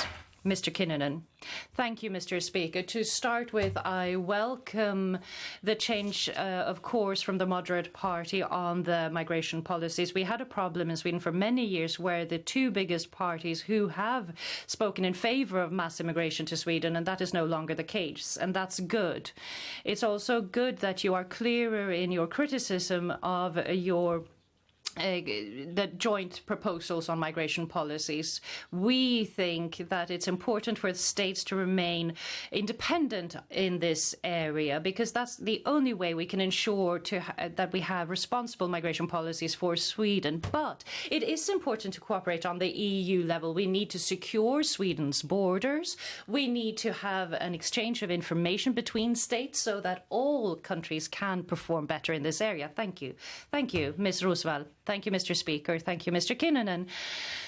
That is why I'm asking the question, because I don't quite understand this. The EU-level cooperation should continue, so perhaps this is a minor issue, but to have a situation where the member states have migration policies that the EU countries have decided on together, there are proposals that the European Support Office for Asylum Issues in Asia should be enhanced to ensure that the member states jointly actually comply and act in accordance with the laws adopted and harmonized. But that is a proposal that the Sweden Democrats have objected to. So can you go into some more detail on that? Thank you. Final rejoinder, Martin Kinnunen. Thank you, Mr. Speaker. What's basic for the Sweden Democrats is that we should use the EU to work together on migration issues, but each country needs to have its own rules. In Sweden, we shouldn't have any net immigration into Sweden. We've had irresponsible migration policies for decades. We are bulking under the strain. Of course, we cannot accept EU policies that force us to accept immigration. We need to demand a different system. Sweden has to safeguard its own interests. We need zero-level immigration right now. Thank you. Thank you. That is the end of that round of rejoinders. And now we have a rejoinder from Ms. Karlsson from the Centre Party.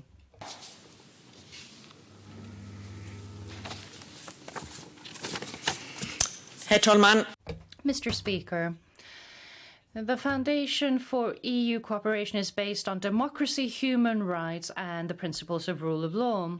In the budget effort, there have been proposals prepared talking about a padlock on democracy to prevent the union, to actually stop countries, to make it difficult for countries that don't comply with those fundamental principles.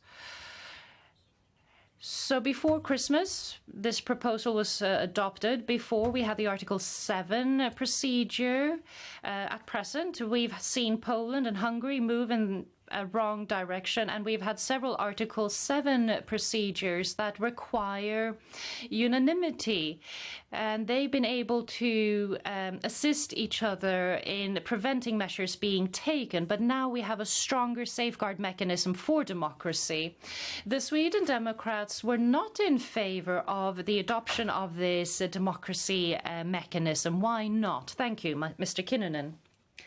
Thank you, Mr. Speaker. If we describe the current situation, we have a compromise, an agreement now that all countries are in favor of, and the Sweden Democrats welcome this, and we also welcome that we have a perspective with a higher degree of legal certainty when it comes to the rule of law principles, because the basis for this is the language we can see in the treaties and the text therein. And of course, we think it's been worded well, but to transfer this into clear guidelines for countries how to shape their policies, that's not an easy task. It's not the case that traditions of different countries, how you appoint judges, these things are dramatically different. And it's a problem, a challenge for the EU to explain to voters in Poland and Hungary and in Sweden what do we deem to be legally certain and not. So we don't really want to point our fingers at other countries and how they deal with their judiciaries. Thank you. Ms. Carlson. Thank you, Mr. Speaker. What's interesting about this is that the Sweden Democrats have not been a constructive force to ensure we have a good solution to this. They have now, after the fact, passively said, well, maybe it's not so bad anyway. So it's about the possibilities of a country to safeguard its democracy, to respect the equal worth of all individuals and the rule of law, to not scare and intimidate those who dissent, to have freedom of the press, to have women's right to decide over their own bodies. This is something that the Sweden Democrats do not want to take up positions on. It's a bit difficult.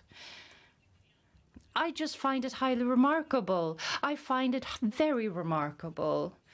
And it's sad, I think, that you cannot stand up and defend the equal worth of all individuals and to enhance this effort in the budget level on the EU. Mr. Kinnunen. Thank you, Mr. Speaker. The Sweden Democrats do defend the legislation we have in Sweden on abortion. We don't think we should have European abortion policies. We think that's an issue that each country can decide for themselves. To transfer this issue to an EU level would all of a sudden mean that we would need to act in accordance with the abortion policies of other countries. And we know that our policies are quite different from most countries. We have more liberal rules on legislation than other countries. And when it comes to being constructive, that is not really something that has been a signifying mark of the Centre Party on this issue when it comes to the principles of the rule of law and the budget. The only interest you've had and what you're completely obsessed with is to try to attack the governments of Poland and Hungary. I would like to ask you to interest yourselves a little bit more in Swedish citizens and taxpayers and what happens with their money.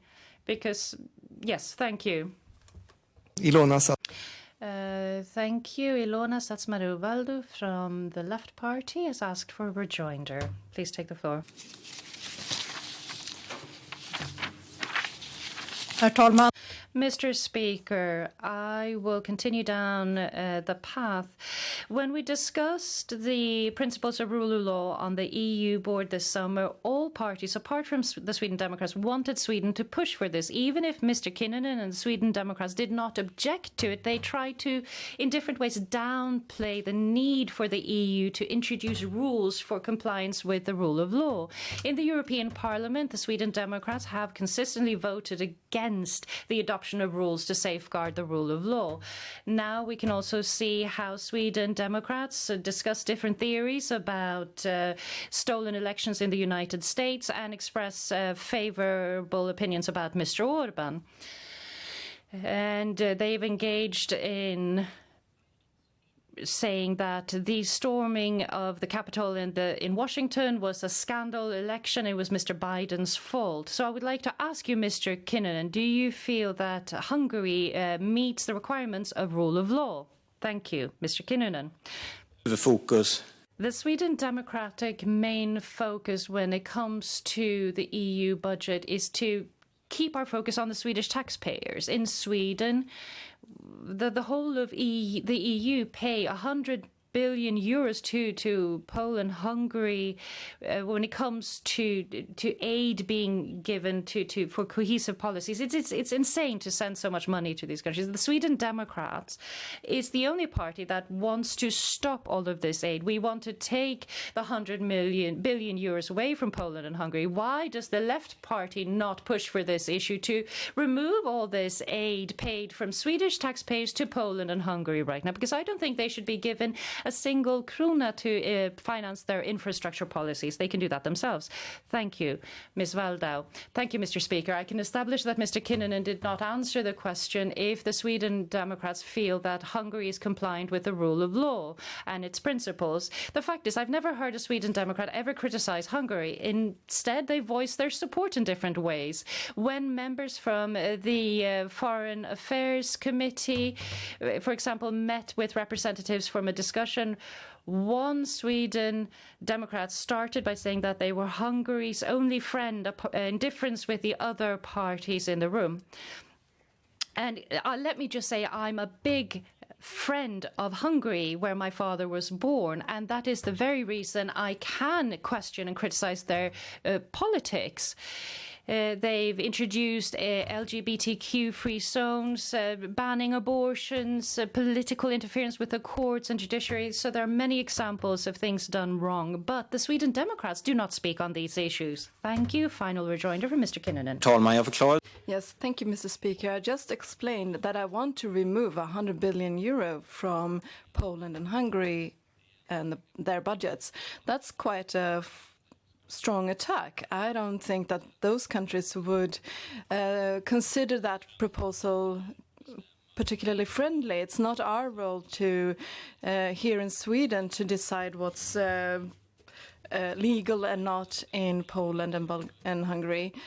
In our situation here in Sweden, the court's judges are appointed by a system of representatives. It's not our part. It's not our thing here to question how they appoint their judges and what's happened in the USA and so on. That's completely irrelevant.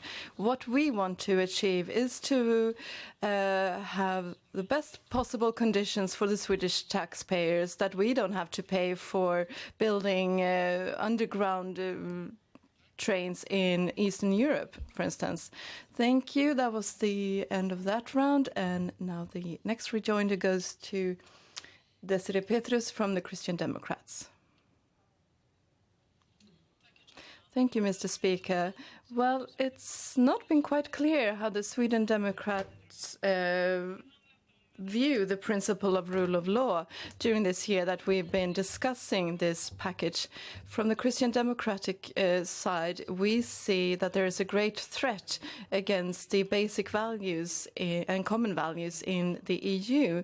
And I'm very happy that the party leader of the EPP, the Christian Democratic group in the European Parliament, has been very clear that Hungary and Poland must fall into line when it comes to the requirements for independent media and an independent rule of law. When Martin Kinnunen says that we need to be cautious to question how other countries organize their legal systems, do you then mean that we should not have a common norm for independent legal systems in the EU? Thank you. Martin Kinnunen, please. Thank you, Mr. Speaker. Definitely think that we should discuss this. We're now discussing the Article 7 procedures and so on. I think it would be interesting to see how we can make this clear, to see if you're in the EU, what kind of legal system should you have, so that it's clear for all the voters and the citizens in the different countries, because people in Germany, in France and Poland, of course, cast their votes for the government that they want to see. But then if we sit here in the Swedish Riksdagen and say, no, those voters voted wrong, we don't like their legal systems, I don't think we can do that. I think we have to be a bit humble and not question the legal process in those countries. Thank you. Desiree Petrus. Mr. Speaker, I think this is quite a cause of concern, what Martin Kinnunen is saying, because when you enter into EU membership, you have to follow the joint values. Otherwise, you can't be a member of the EU. And then to try to undermine these values when it comes to independent media and a safe legal system, of course, then EU has to react. So I think that's quite surprising and concerning, this remark from the Sweden Democrats. Then I'd also like to talk about another thing, the joint foreign and security policy. The EU has taken a step forward since the US has been quite weak over the past years in this transatlantic link. What do the Sweden Democrats think about this, that we're now taking new measures to increase and reinforce the foreign and security policy? Thank you. Well, the Sweden Democrats always welcome a better cooperation in the EU questions, and especially the foreign and security policy, but we don't think it's a good idea to take away the veto. We do not want to see any less national sovereignty here. And when it comes to the principle of rule of law, it's the same, that the regulations that we have here in Sweden, if we're try to interfere with other countries' legal systems, maybe other countries then can interfere with our system. We don't have a constitutional court here in Sweden. Well, if Poland took away theirs, then I don't think that the EU should decide what type of courts we should have. Thank you. Thank you. That was the end of that round of rejoinders and all rejoinders on Martin Kinnunen's presentation. And now we give the floor to Annika Karlsson from the Centre Party.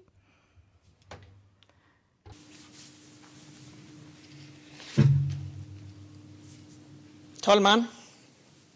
Mr. Speaker, a greener, freer and more democratic Europe, that was the target the Centre Party introduced to the voters in the EU election last year. And this was a vision that many shared, and we did our best EU election ever. We are working every day to reach this target. This is the only way that we can make Europe and the world go forward, by understanding that the climate changes don't take a break during the pandemic, and that we have to be more who do more for the climate every day. Thanks to the Centre Party and other green liberal powers, the EU take many important steps forward here. We are reinforcing the emission requirements for new cars, and to reduce the emissions from the European transport. We're banning a row of single-use plastic, and this is welcome when our oceans are filled by more than 150 million tons of plastic. We're also reinforcing the demands for reduction of emissions in total in Europe. But we're also safeguarding a free democratic Europe, and take a clear position against the powers who are trying to limiting the right to abortion, to take away the power for the women over their own bodies, for their own lives, who threaten journalists and prosecute opposition, who dismantle the openness and suffocate freedom. One of our most important election promises, to have a democratic lock on the EU budget, has now become reality. We will now be able to stop leaders who can't sign off on democracy and the principles of rule of law from having EU funds. Mr. Speaker, a greener, free and more democratic Europe will become a role model for more, and this is a way we can move ahead to a greener, free and more democratic world. Thank you very much. Now, Ilona Zatsmanova-Waldau and Amanda Palmstierna would like to they rejoined us, and we give the floor now to Ilona Zatsmanova-Waldau from the Left Party. Tack så mycket. Thank you, Madam Speaker. Annika Karlsson, in her previous address, she spoke forcefully against the proposal for minimum wages, and I'm happy that we are a majority in Sweden that are against the EU deciding on Swedish wage policy. And I hope you are also in favor of the Swedish model and of defending the Swedish model, where the parties decide themselves and where politicians don't make decisions about minimum wages and other things. Thank you. Annika Karlsson, the Centre Party, you have the floor. Thank you, Ilona Zatsmanova-Waldau, for that question. Well, in that respect, we are in agreement with you when it comes to the proposal from the Commission. If we go back a number of years in time, we already then had concerns about this type of legislative proposals would be introduced if the social pillar would be opened up. At that time, we didn't have the same analysis. We didn't share our respective opinions, but we had different opinions about whether to say yes or no to the social pillar. We saw the risks already then. We would have liked for Sweden not to take the initiative, but there were different standpoints at the time. So the history behind why there is such a proposal now, well, that's where we stand on different legs. But yes, we do agree that we believe that the EU shouldn't do this. Thank you. Ilona Satmari-Valdo. Well, thank you for your answer. That leads me to the next question. What is the difference between the politicians in Brussels and the politicians in Stockholm? Here in Stockholm, the Centre Party has intervened in the negotiations between the parties and threatened with legislation if the parties don't do what the party wants. As late as in November, the Centre Party said threatened the trade unions and parties with legislation. So what is the difference between Brussels politicians and Stockholm politicians when it comes to legislation about wages? Thank you. Thank you very much. Very interesting question. If you look at different areas of competence, we find that the EU has no competence to get involved in labour market issues. That's a national competence. And when we look at the different parts that apply to the labour market, we know that we need greater mobility and greater security for workers to educate themselves further or to change their job if this is needed, because this is a national competence, and that's the big difference. Thank you. That was the end of that round of rejoinders, and the next question goes to Amanda Palmstierna from the Green Party. You have the floor.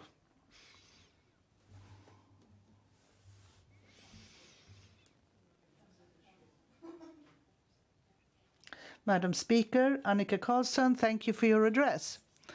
I'd like to bring up the fact that you say that the Centre Party has a green voice, and that's really necessary in the EU. And I'd like to compliment you on your work with the antibiotic issue. But when it comes to a life free from poison and toxins, and for clean water, then there's a different issue. The Centre Party made sure that that Sweden changed its footing when it comes to the water issue, and that you joined up with less favourable forces. Then we also have the question of lead, and now all of a sudden you're in favour of shotguns that use lead bullets. Well, thank you very much, Annika Palmstierna, for those questions. Well, on all issues when it comes to politics, you have to make compromises. It's on the one hand, and on the other hand, when it comes to water, we see that we can reach the right effect in different ways, and that's what was included in that way. When it comes to shotgun bullets, it's very interesting that we in Sweden has very strong legislation. It's regulated in detail what you can and what you cannot use. In the proposals that were up for adoption, there wouldn't be many square meters in Sweden where you could use this type of ammunition at all. And in the long run, perhaps we should get rid of this altogether, but then we have to find an alternative, and we don't have such an alternative now, and that's why we agreed to this. Thank you, Amanda Palmstierna. You have the floor again. Madam Speaker and Annika Karlsson, thank you for your answer. It's true that it's on the one hand and on the other hand. And in that respect, you could say that the Green Party always emphasizes the environment. And we believe that the environment has been more important than people being able to hunt. And I think it's been very unfortunate because the Centre Party has been pursuing a toxin-free policy for many years, and suddenly you change your mind after efforts from the lobbyists. And I think Sweden's confidence will be harmed in the long run. And when it comes to the water issue, we would we feared that if this had become reality, we would have let in lobbyist organizations in a way that we wouldn't have liked at all. Thank you. For a final reply, Annika Karlsson. Well, Madam Speaker, you mustn't believe there is only one way to reach your objective on these issues. There are many issues where the Green Party and the Centre Party agree about the goal, but not on the way there. And these two issues are examples of that. There are better ways to look after the forests, to look after biodiversity, and to get forest owners to take care of the forests they own. If you want to use bans, then the consequences will be very different. So in many respects, we share the goals, but not the way there. Thank you. That brings us to the end of the round of rejoinders with Annika Karlsson, and the next presentation is to be held by Ilona Satmari-Waldau. You have the floor.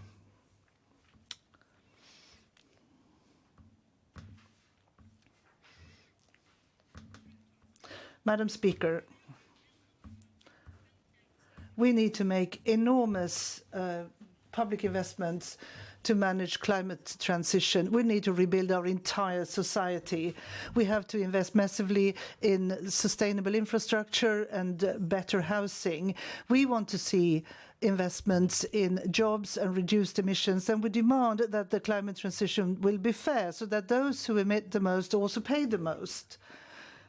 We and our progressive colleagues in the European Parliament, together with the environmental movement, work hard to improve and raise the climate targets and to introduce binding demands and restrictions. We expected that the Social Democrats and the Environment and the Green Party would take their responsibility, but the government's action when it comes to the new climate legislation became a disappointment.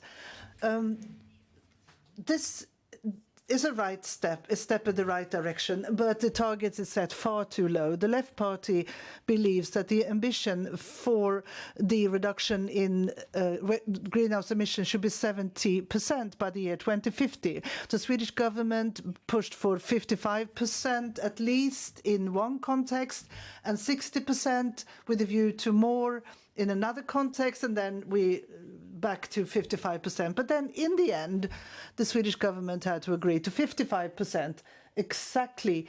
This is exactly what the Left Party warned against. Namely, that if the Swedish government has different targets in different contexts, then we won't be taken seriously. Now, we would now like to see the government go for 60% and more in the coming negotiations. We won't be happy with this. The climate cannot wait. Thank you. Hans Dahlgren from the Social Democrats, Jessica Rosfeldt from the Moderates, Annika Karlsson from the Centre Party, Desiree Petrus from the Christian Democrats, and Amanda Palmstierna from the Green Party have requested a rejoinder. The first speaker is Hans Dahlgren. Well, thank you. It was interesting to hear how Ilona Satmari-Waldau pointed out how important it is that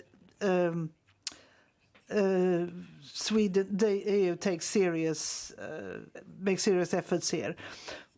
What makes it difficult to take you serious is that you are still EU skeptics. It says in your party program that you want to leave the European Union, even if you don't want to do it just now.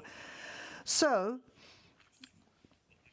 it seems a bit odd when you joined forces with Boris Johnson, who seems to believe that you get more power when you leave the European cooperation. So I'm asking, is it still the view of the Left Party that Sweden should leave the European Union, or are you prepared to change that? Tack, talmannen. Thank you, Madam Speaker, and thank you, Minister, for the question. Mr. Dahlgren, you've read our party program and you know what it says. What our party program says is, of course, what we abide by, but we have a proposal for a revised party program with new language on the EU, irrespective of what our Congress decides regarding us wanting membership in the EU or not, we will remain critical of the EU as a party because that is the best way to achieve change in the EU. We have to be critical to get anywhere. Thank you very much. Mr. Dahlgren, please go ahead. Thank you, Madam Speaker. So let's see what happens in the future and let's see if the Left Party changes their standpoint. Because it has been slightly odd, I have to say, that specifically in Sweden, it is the Left Party that is against the EU, because throughout Europe there is more consensus on the EU and European integration amongst left parties. So it becomes strange to see in Sweden that the Left Party has most in common with the Sweden Democrats on these issues. Is that really what you want? Thank you. Ms. Valdau, final response. Thank you, Madam Speaker. We cannot be held responsible for the policies of other parties. We can only be responsible for our politics. We are critical of the EU as a party, and then sometimes we share those opinions with other parties that are also critical of the EU. I think we often take stances that are closer, more closely aligned with the government than the other EU critical parties, and I will leave it at that. Thank you very much. That closes that round of rejoinders. The next rejoinder comes from Ms. Roswell from the Moderate Party. Ursäkta, fru talman. Fru talman. Madam Speaker, I want to start by concurring with your criticism of the government. The Left Party no longer wants Sweden to leave the EU actively, and I think it's very good for Sweden. We welcome this. But I have to ask, what are you in favor of? Because if the EU votes on free trade, you vote against free trade. Doesn't matter if it's Canada or Japan. Even when it comes to the poorest countries in the world, when we take a vote on security policies, having joint policies on this, you vote no. And also when we voted on combating terrorism, you voted no. You even voted no to the EU budget. So my question for Ms. Valdo is, what is it that the Left Party is in favor of on the EU level? Thank you, Ms. Valdau, the Left Party.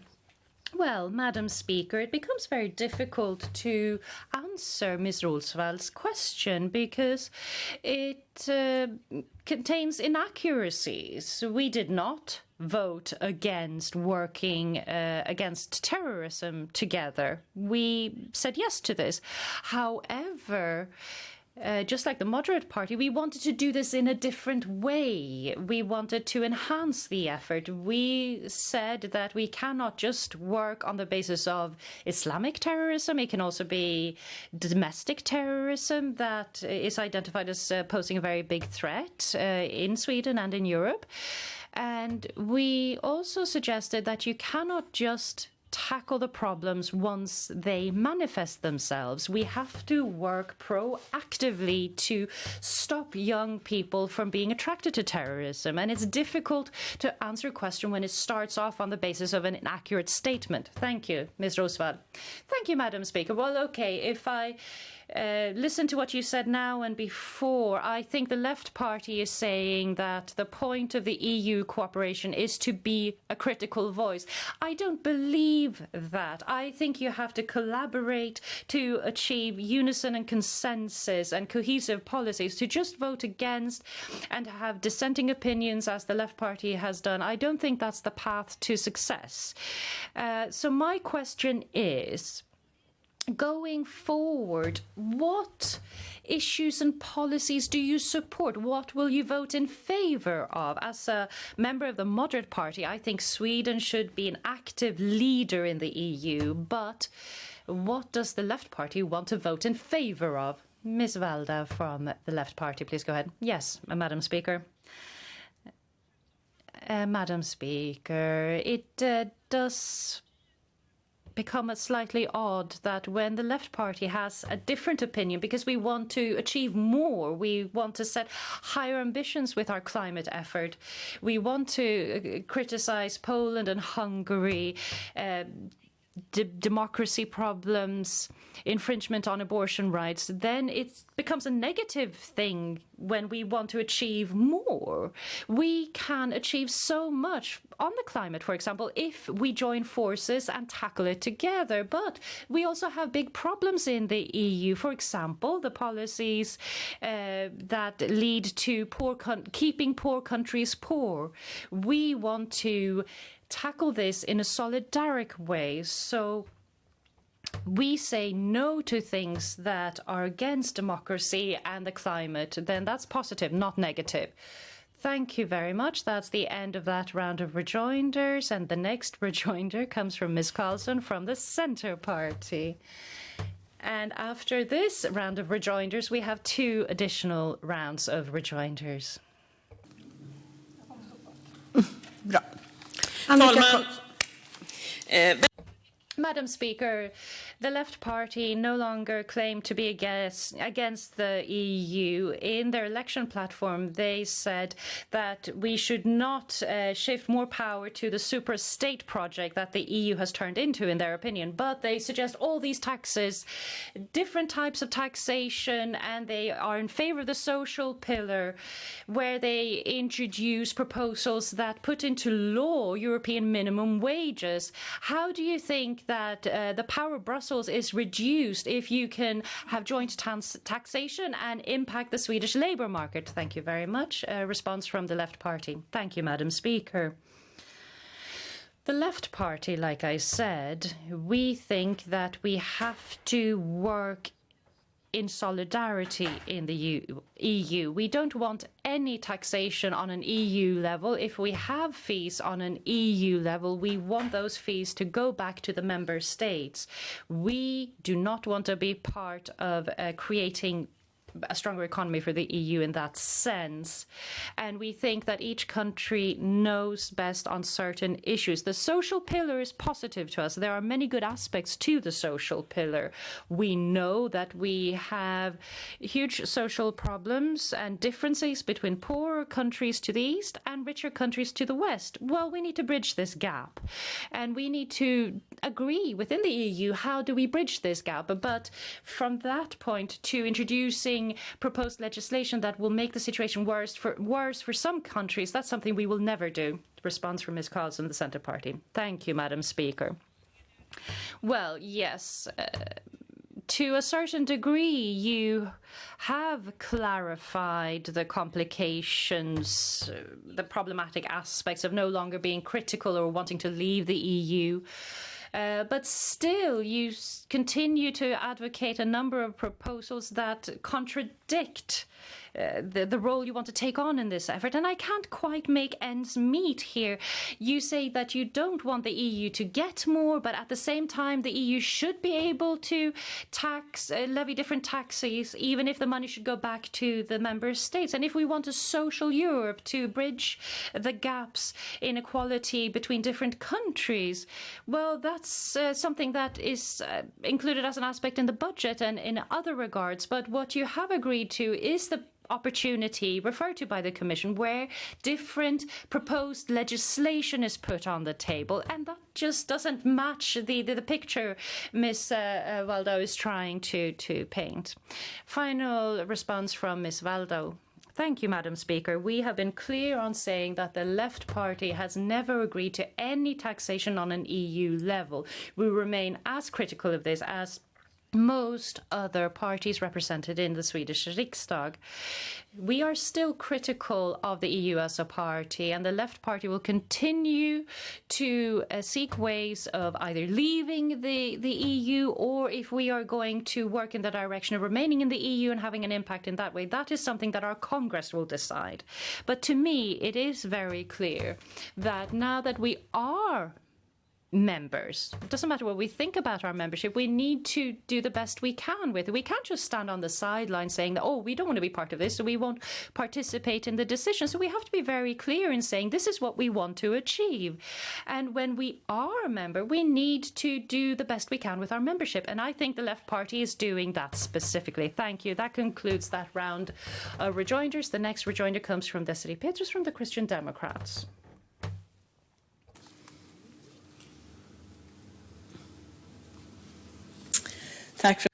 Thank you, Madam Speaker. I would like to talk about the issue of Cuba. Socialist parties around the world are helping or talking about Cuba and spreading a fake image of this country.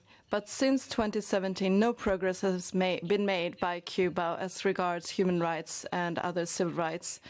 And Sweden and the EU are continuing to help the regime in Cuba, and something we oppose.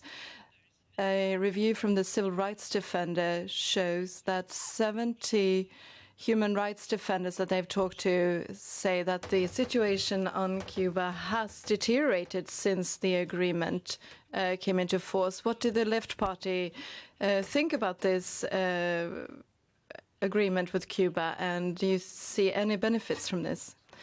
Thank you, Madam Speaker. Well, to me, it's as important with democracy and human rights in Cuba as in Hungary, in Cuba as in Poland, and Cuba as in any other country. Democracy and human rights are the most important issues for the Left Party. Thank you, Desiree Petrus. Thank you, Madam Speaker. Well, since the development is not going the right way, the Left Party around here are continuing to arrange meetings with the regime's groups. In December, the Left Party organized a meeting with an organization in Malmö from Cuba. What do you think about this, Ilona Valdo? And this is the final rejoinder. Yes, Madam Speaker, I can't talk about what the different organizations or sister organizations of the Left Party do and the meetings they arrange with others. I think that you could arrange a meeting where you're also critical. You can have a meeting with an organization and be critical of it. Just because you have a meeting with them, you don't have to agree with everything that they think or their agenda. I think it's important that you have a dialogue with your opponents and your friends as well. Thank you. That was the end of that round of rejoinders, and the next speaker will be Amanda Palmstierna from the Green Party.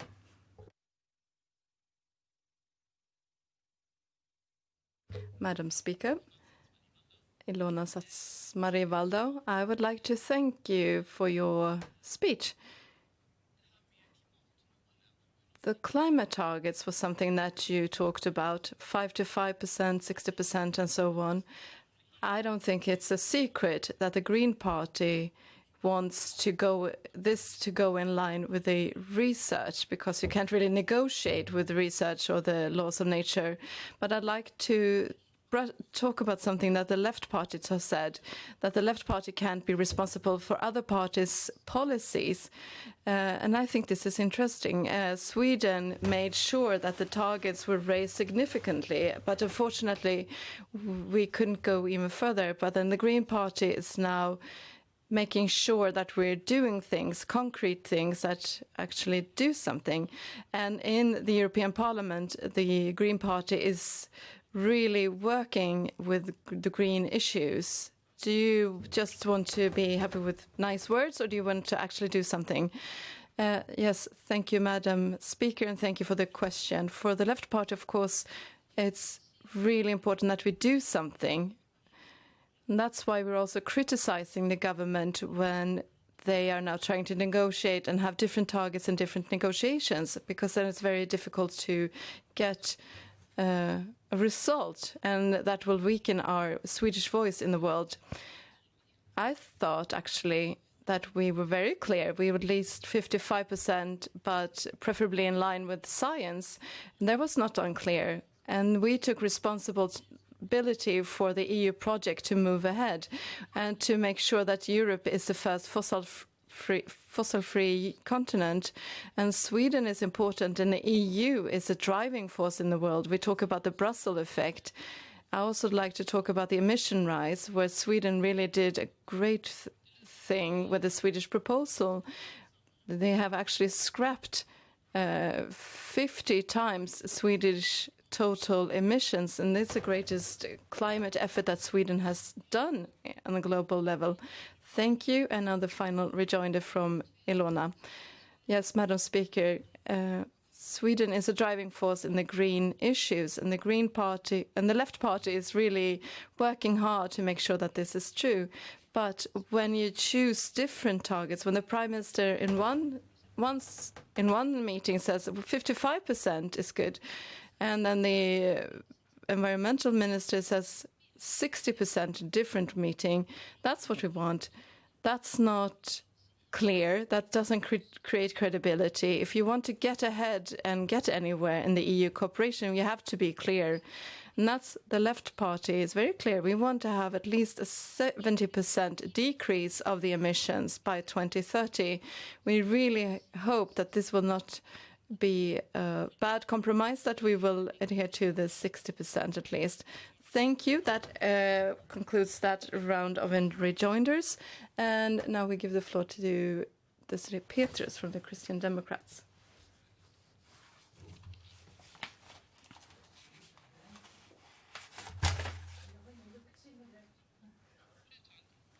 Madam Speaker, at the end of last year, the EU Commission introduced a proposal of a health union, and it's good that the EU is addressing health issues.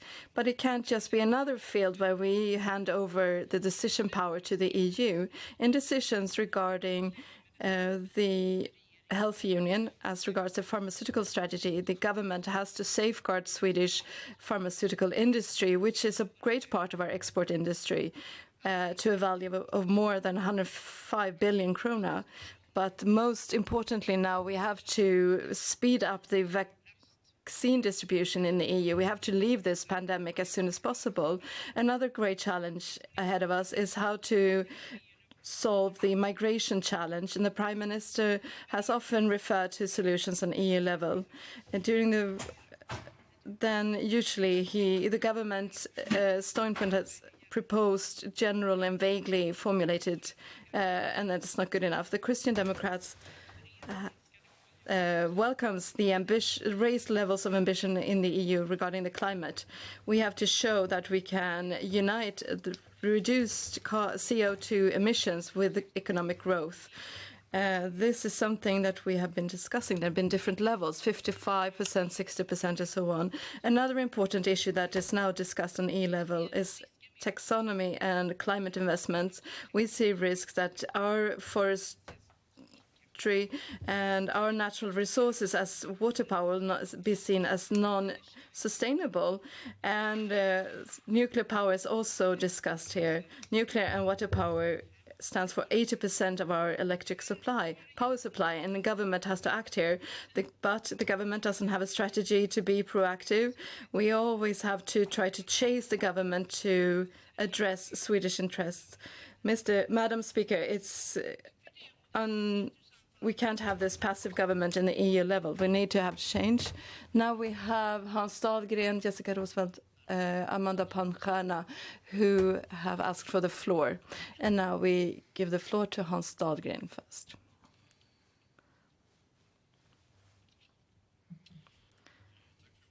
Thank you, Madam Speaker. I must say that I really admire Desiree Petrus' eagerness in calling the government passive. But I would like to say that we are very active in all these areas that Mrs. Petrus addressed. Of course, we're safeguarding the Swedish pharmaceutical industry, and we're also talking about taxonomy and what that means for Swedish forestry and energy, that we have a proposal that is unacceptable to Sweden. We are very active here, and we're also active in the social pillar. And what Desiree Petrus previously said, that the summit in 2017 in Gothenburg, which has enabled the Commission to put this proposal forward. No, this is what has made it possible for the Commission to propose this, the EU treaty. And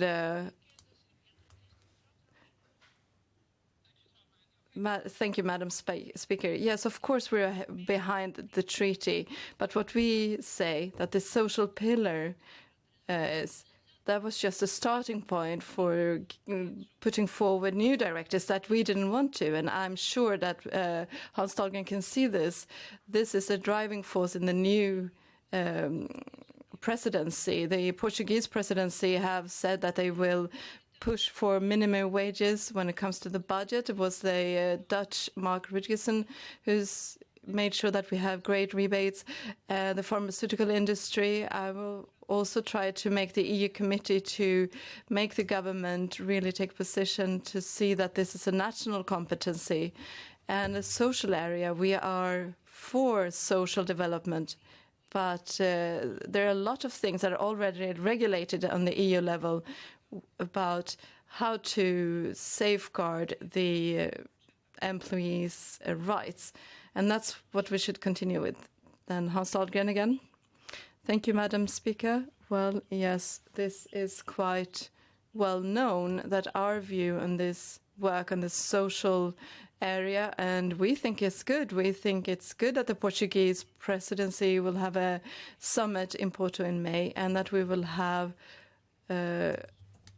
good practices, best practices, and comparisons and so on. But I have refuted that to say that this was Mark Rutte who organized the Swedish rebate last summer. I actually know what happened, and I've talked to people who were in all of these negotiations, that if anyone worked in this group who was respected for their negotiation skills and to be this talked about being more cautious, it was the Swedish Prime Minister. Thank you, Madam Speaker. I really hope that what Hans Dahlgren says is true and that we're driving this. But I can really see that many of our protocols from the EU committee, that the Christian Democrats and the Moderate Party, we're really making sure that the government has better points of view before they go to the EU meetings. And this is something that we've seen during your time as government. You're too passive, you don't get ahead, and not even the LO Confederacy feels safe that the Swedish Social Democratic and Red-Green government is really working to stop the proposal for minimum wages. Well, then, of course, that's cause for concern. Thank you. That brings us to the end of this round of rejoinders, and the next rejoinder is by Ilona Satmari-Waldau from the Left Party. You have the floor. Madam Speaker, women's right to decide about their own bodies is now being attacked in several EU countries, in particular in Poland. When the EU Parliament recently criticized Poland, whose courts have banned abortion, the Christian Democrats voted in favor of this. This is welcome. But one of the members said that she voted yes because the resolution was mainly about the governing party in Poland politicizing the judiciary, not because they want to ban abortion. She also believes that it's correct to have the same policy as President Trump about abortion. So my question to Desiree Petrus now is, what is your opinion about abortion rights in the Christian Democrats? Desiree Petrus, Christian Democrats. Well, thank you for the question, and thank you for the recognition that we have taken many good decisions on abortion rights. I'm the chair of the Riksdagen committee that deals with such matters, and we often send letters to countries that have bad legislation in the pipeline, which we believed was the case for Poland. That does mean that we think that the EU should take decisions on abortion rights, and that also applies to the health issues that I brought up before. What is EU competence and what is a national competence? And we are very clear on the fact that this is not an EU competence. However, we should try to influence and have the question of equal opportunities on the agenda in the EU and the right to legal and safe abortions. That's something we stand up for both in international cooperation and in the alliance government. Thank you, Ilona Sapmarivaldu. Thank you, Madam Speaker, and thank you for the answer. It's good that the Christian Democrats want to push for the right for legal and safe abortions. My own party has been fundraising for organizations that champion the rights of Polish women for free abortion.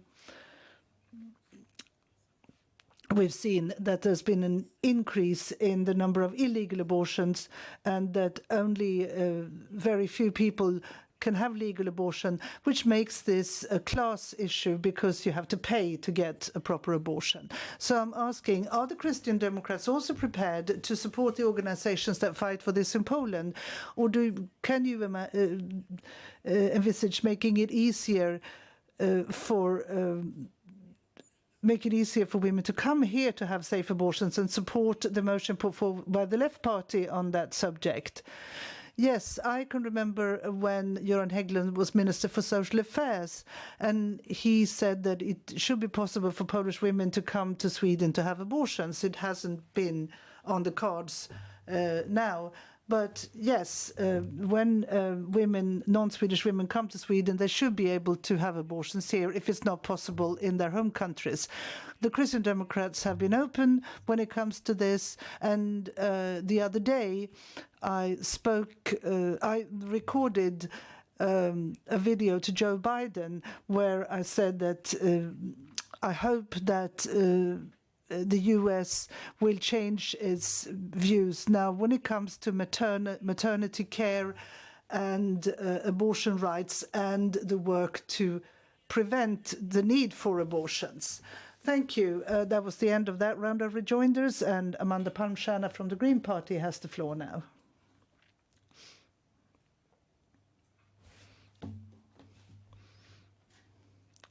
Madam Speaker.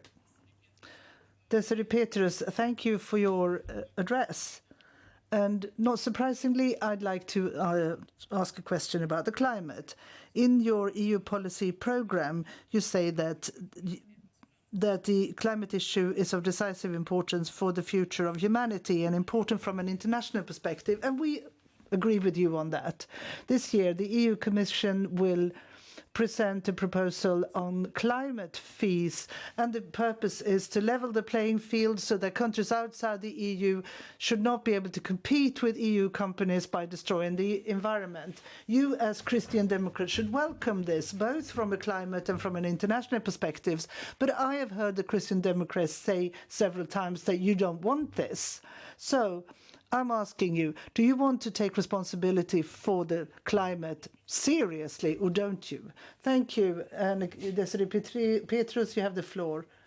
It's a bit difficult because Amanda Palmstierna brings up a number of issues that have been dealt with at EU level, but that have not been topical here in our national parliament. But we see the climate issue as a very important matter. We support the management idea, namely that we've been given an earth to manage and to take care of, and it's important that we provide coming generations with a good living environment. But then exactly how we will deal with the issue of fees, well, that remains to be seen. We are very negative towards taxes and fees, as you know, so I'm not sure what our standpoint will be there. Thank you, Amanda Palmstierna.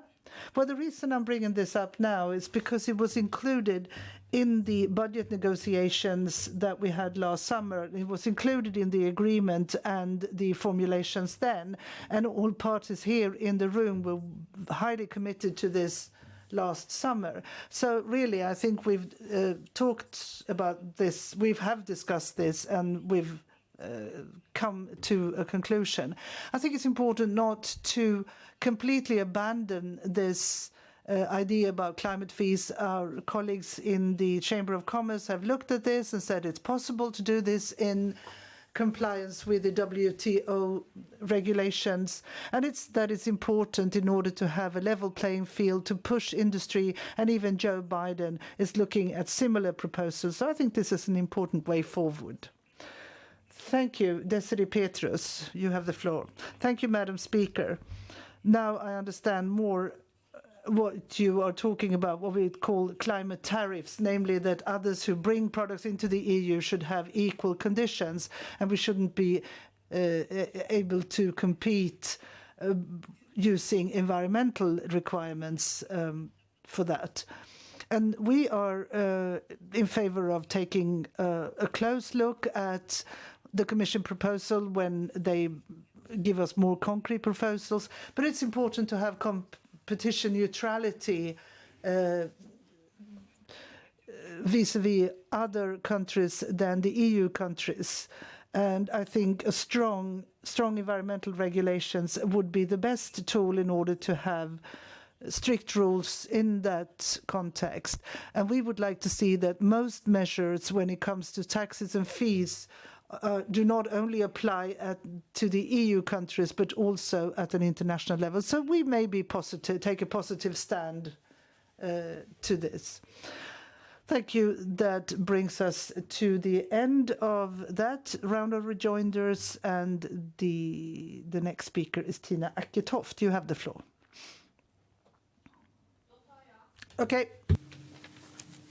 Tack så mycket, fru talman. Thank you, Madam Speaker.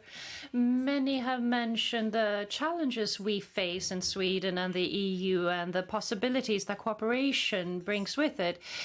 And we talk about taking a leadership role, but still the Liberals want a European FBI to stop international crime, a European carbon dioxide tax to reduce emissions, a mechanism for the rule of law that automatically links aid to respecting the rule of law, a single market for digital services in the EU. And the Liberal Party wants competitive edge created by ensuring that women can have equal working conditions as men. We want an EU with solidarity. On some issues, we have now joined forces with some other parties, which is very good. And we've have many more tangible proposals for improving EU in the future, and we want to continue these discussions because we need to work together to reach our objectives, not to just come up with pretty words. We need to build alliances with those who are like-minded. We want a closer communication with the European Parliament. We want to mold opinion in favor of our causes in Europe. We need to be proactive. I very much support the idea that the EU can actually become better than the sum of its member states. And that's why we are now tackling the task of moulding the union. We disagree with the left party. We don't think we achieve better results by being critical. We think the best results are achieved by working together proactively to improve Sweden and to improve the EU. Thank you very much. The floor is passed to Amanda Palmstierna from the Environmental Party now to give an address. Please take the floor.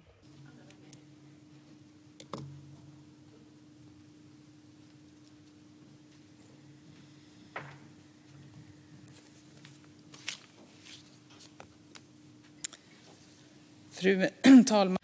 Madam Speaker, I want to talk about EU trade policies. We have many parties here who advocate free trade quite eagerly. And it is very important that the single market and EU trade policies have to be reformed to be in line with the Paris Agreement and to also respect human rights. And here we have things that we can improve on. And the Commission has now introduced several progressive proposals in this field, and they assume a responsibility for green and human direction. Something that I mentioned before in the round of rejoinders is about the climate levies to ensure that goods imported from, for example, China has to pay the same costs for emissions as European countries. So it shouldn't be possible to gain a competitive edge by sabotaging the climate. If you do the least for the climate, you shouldn't gain an advantage because of that. We need to level the playing field here. The second Commission proposal I want to mention is what I mentioned before, the due diligence legislation, which means that the Commission wants it to be put into law that we should comply with the UN principles on human rights and to to consider the environment throughout their entire chain of suppliers. The reason that the Commission has introduced this proposal is that in some places still now we see child labour, deforestation, displacement of indigenous groups and wages that you cannot live on. And this has all become worse because of the pandemic we are in. Unfortunately, a majority of European enterprises are positive to this law, and many Swedish companies also support it, and there's an active campaign from the civilian community, and therefore I want to really mention this. It's important that Sweden pushes for climate levies and a clearer focus on human rights and the environment. Sweden is needed in the EU and the EU is needed in the world. Thank you. We have rejoinders from Ms. Rosvall, Ilona Valdez and Desiree Petrus.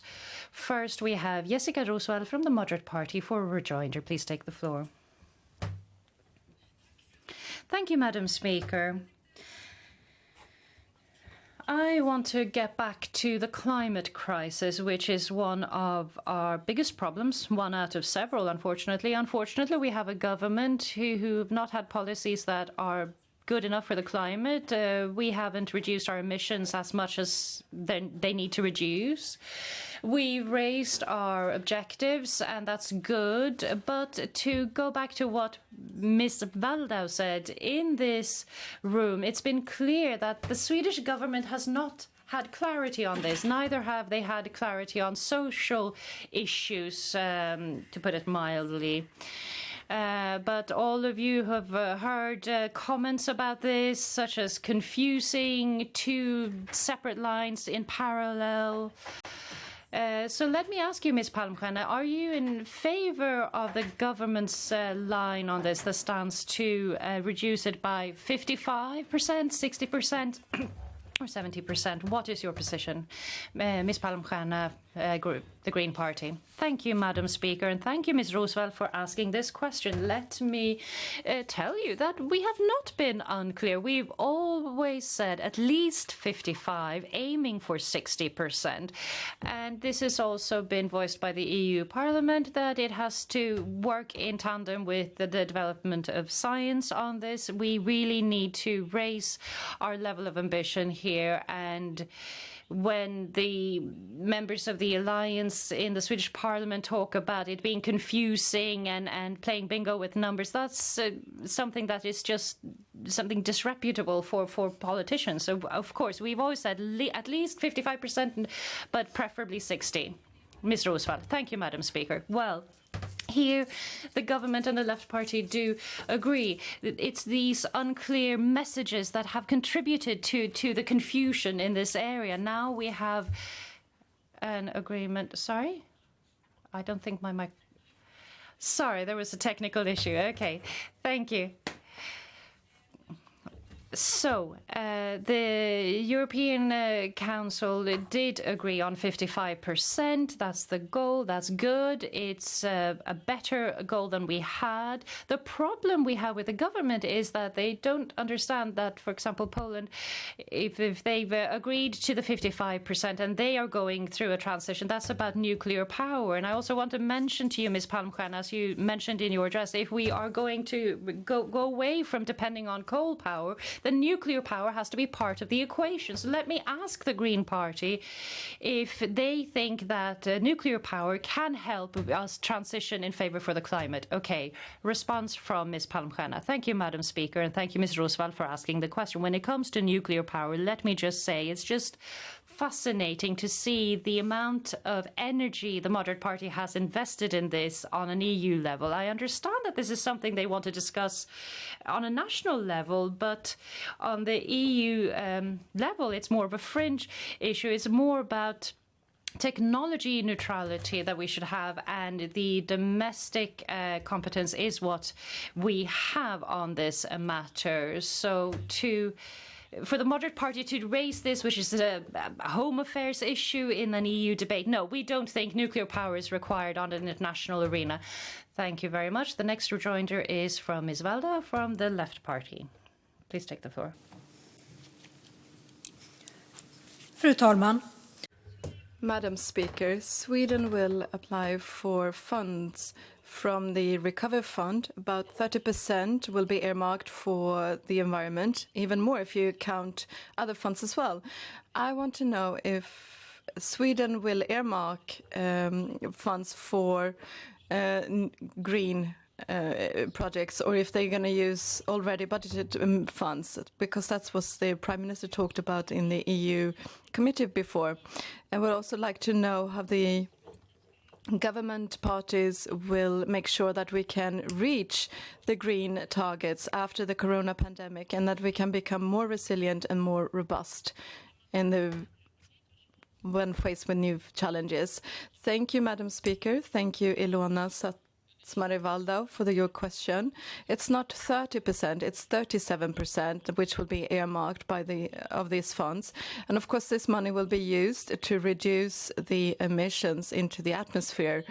So there will be different projects, different investments, and Sweden has a long history of working with innovations and being in the forefront of this development, such as Övrigt, for instance, which when we have steel without coal, for instance, we will continue working with this and to have a green recovery after Corona. Of course, it's very important. Thank you, then Ilona Satsmari-Waldau. Thank you, Madam Speaker. Thank you, Amanda Palmstierna, for your reply. That is right, it's 37%. I am quite satisfied with your reply, but I'm also concerned that this image perhaps is not shared by the government, because I would also like to say that the finance minister, in the recent EU committee meeting, she only talked about setting funds for the commitments we have already done on the extra budget and so on. We haven't so far seen anything that will be earmarked for the climate. And for the Left Party, of course, this is very important, that we use this crisis to become more eco-friendly and green. And I share this view with Amanda. I just want to know if I share this view with the government. Thank you. And then the final rejoinder from Amanda Palmstierna, the Green Party. Yes, it's my... I think that we have this Just Transition Fund.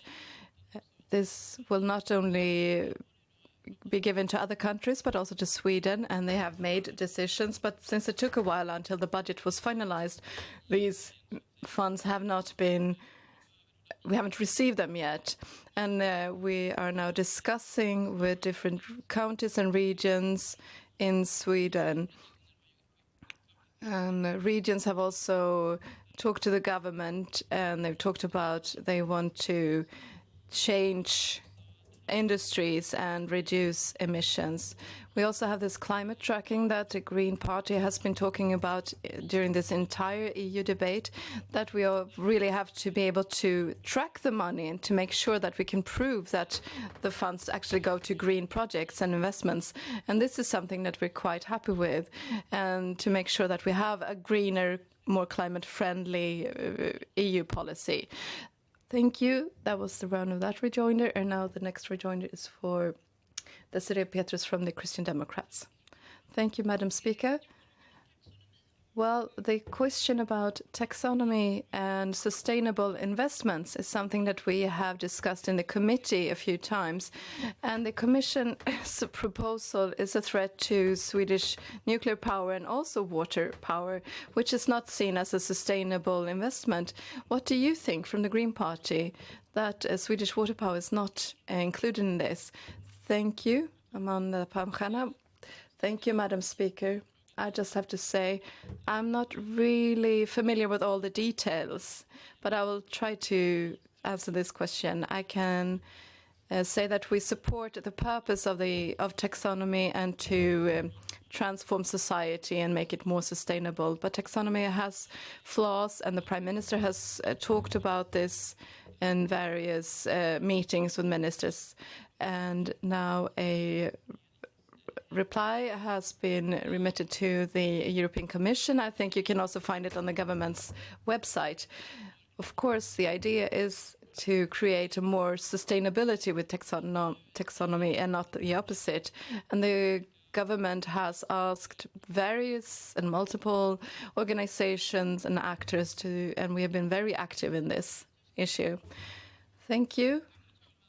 Thank you, Madam Speaker. Well, let's hope that the government is trying to drive this issue and try to keep our Swedish energy supply, and that we can solve this question. I also hope that the Green Party also can agree that this should be included in the concept of taxonomy.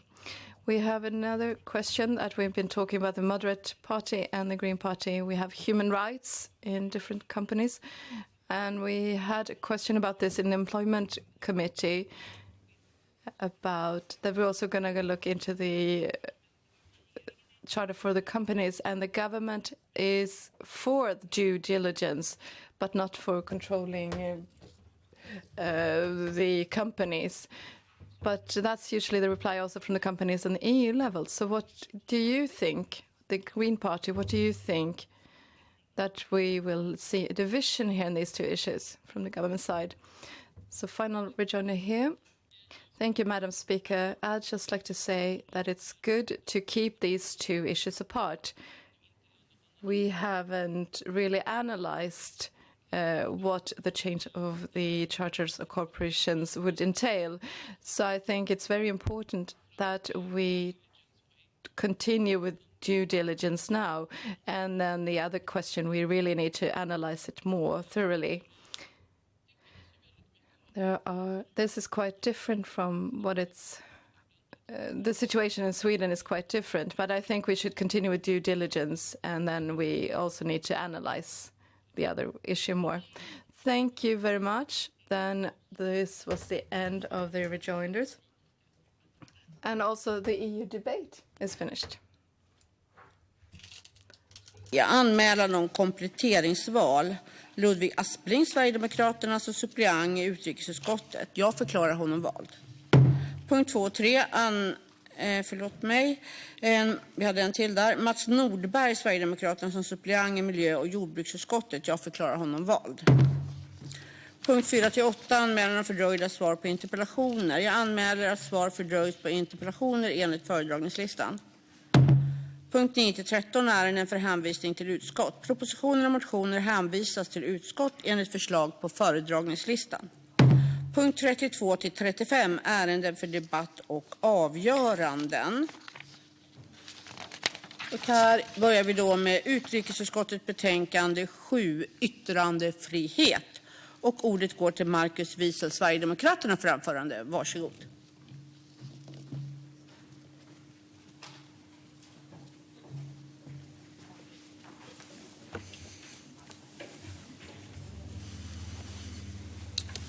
Tack, fru talman. Idag debatterar vi som bekant utrikesutskottets betänkande om yttrandefrihet, en ytterst angelägen fråga så här i coronatider. Vi ser hur allt fler länder har valt att på olika sätt stänga ner sina verksamheter. Vi har sett befogade nedstängningar i syfte att rädda liv och hälsa, men vi har också sett obefogade, främst i totalitära stater som har sett sin möjlighet att ytterligare begränsa människors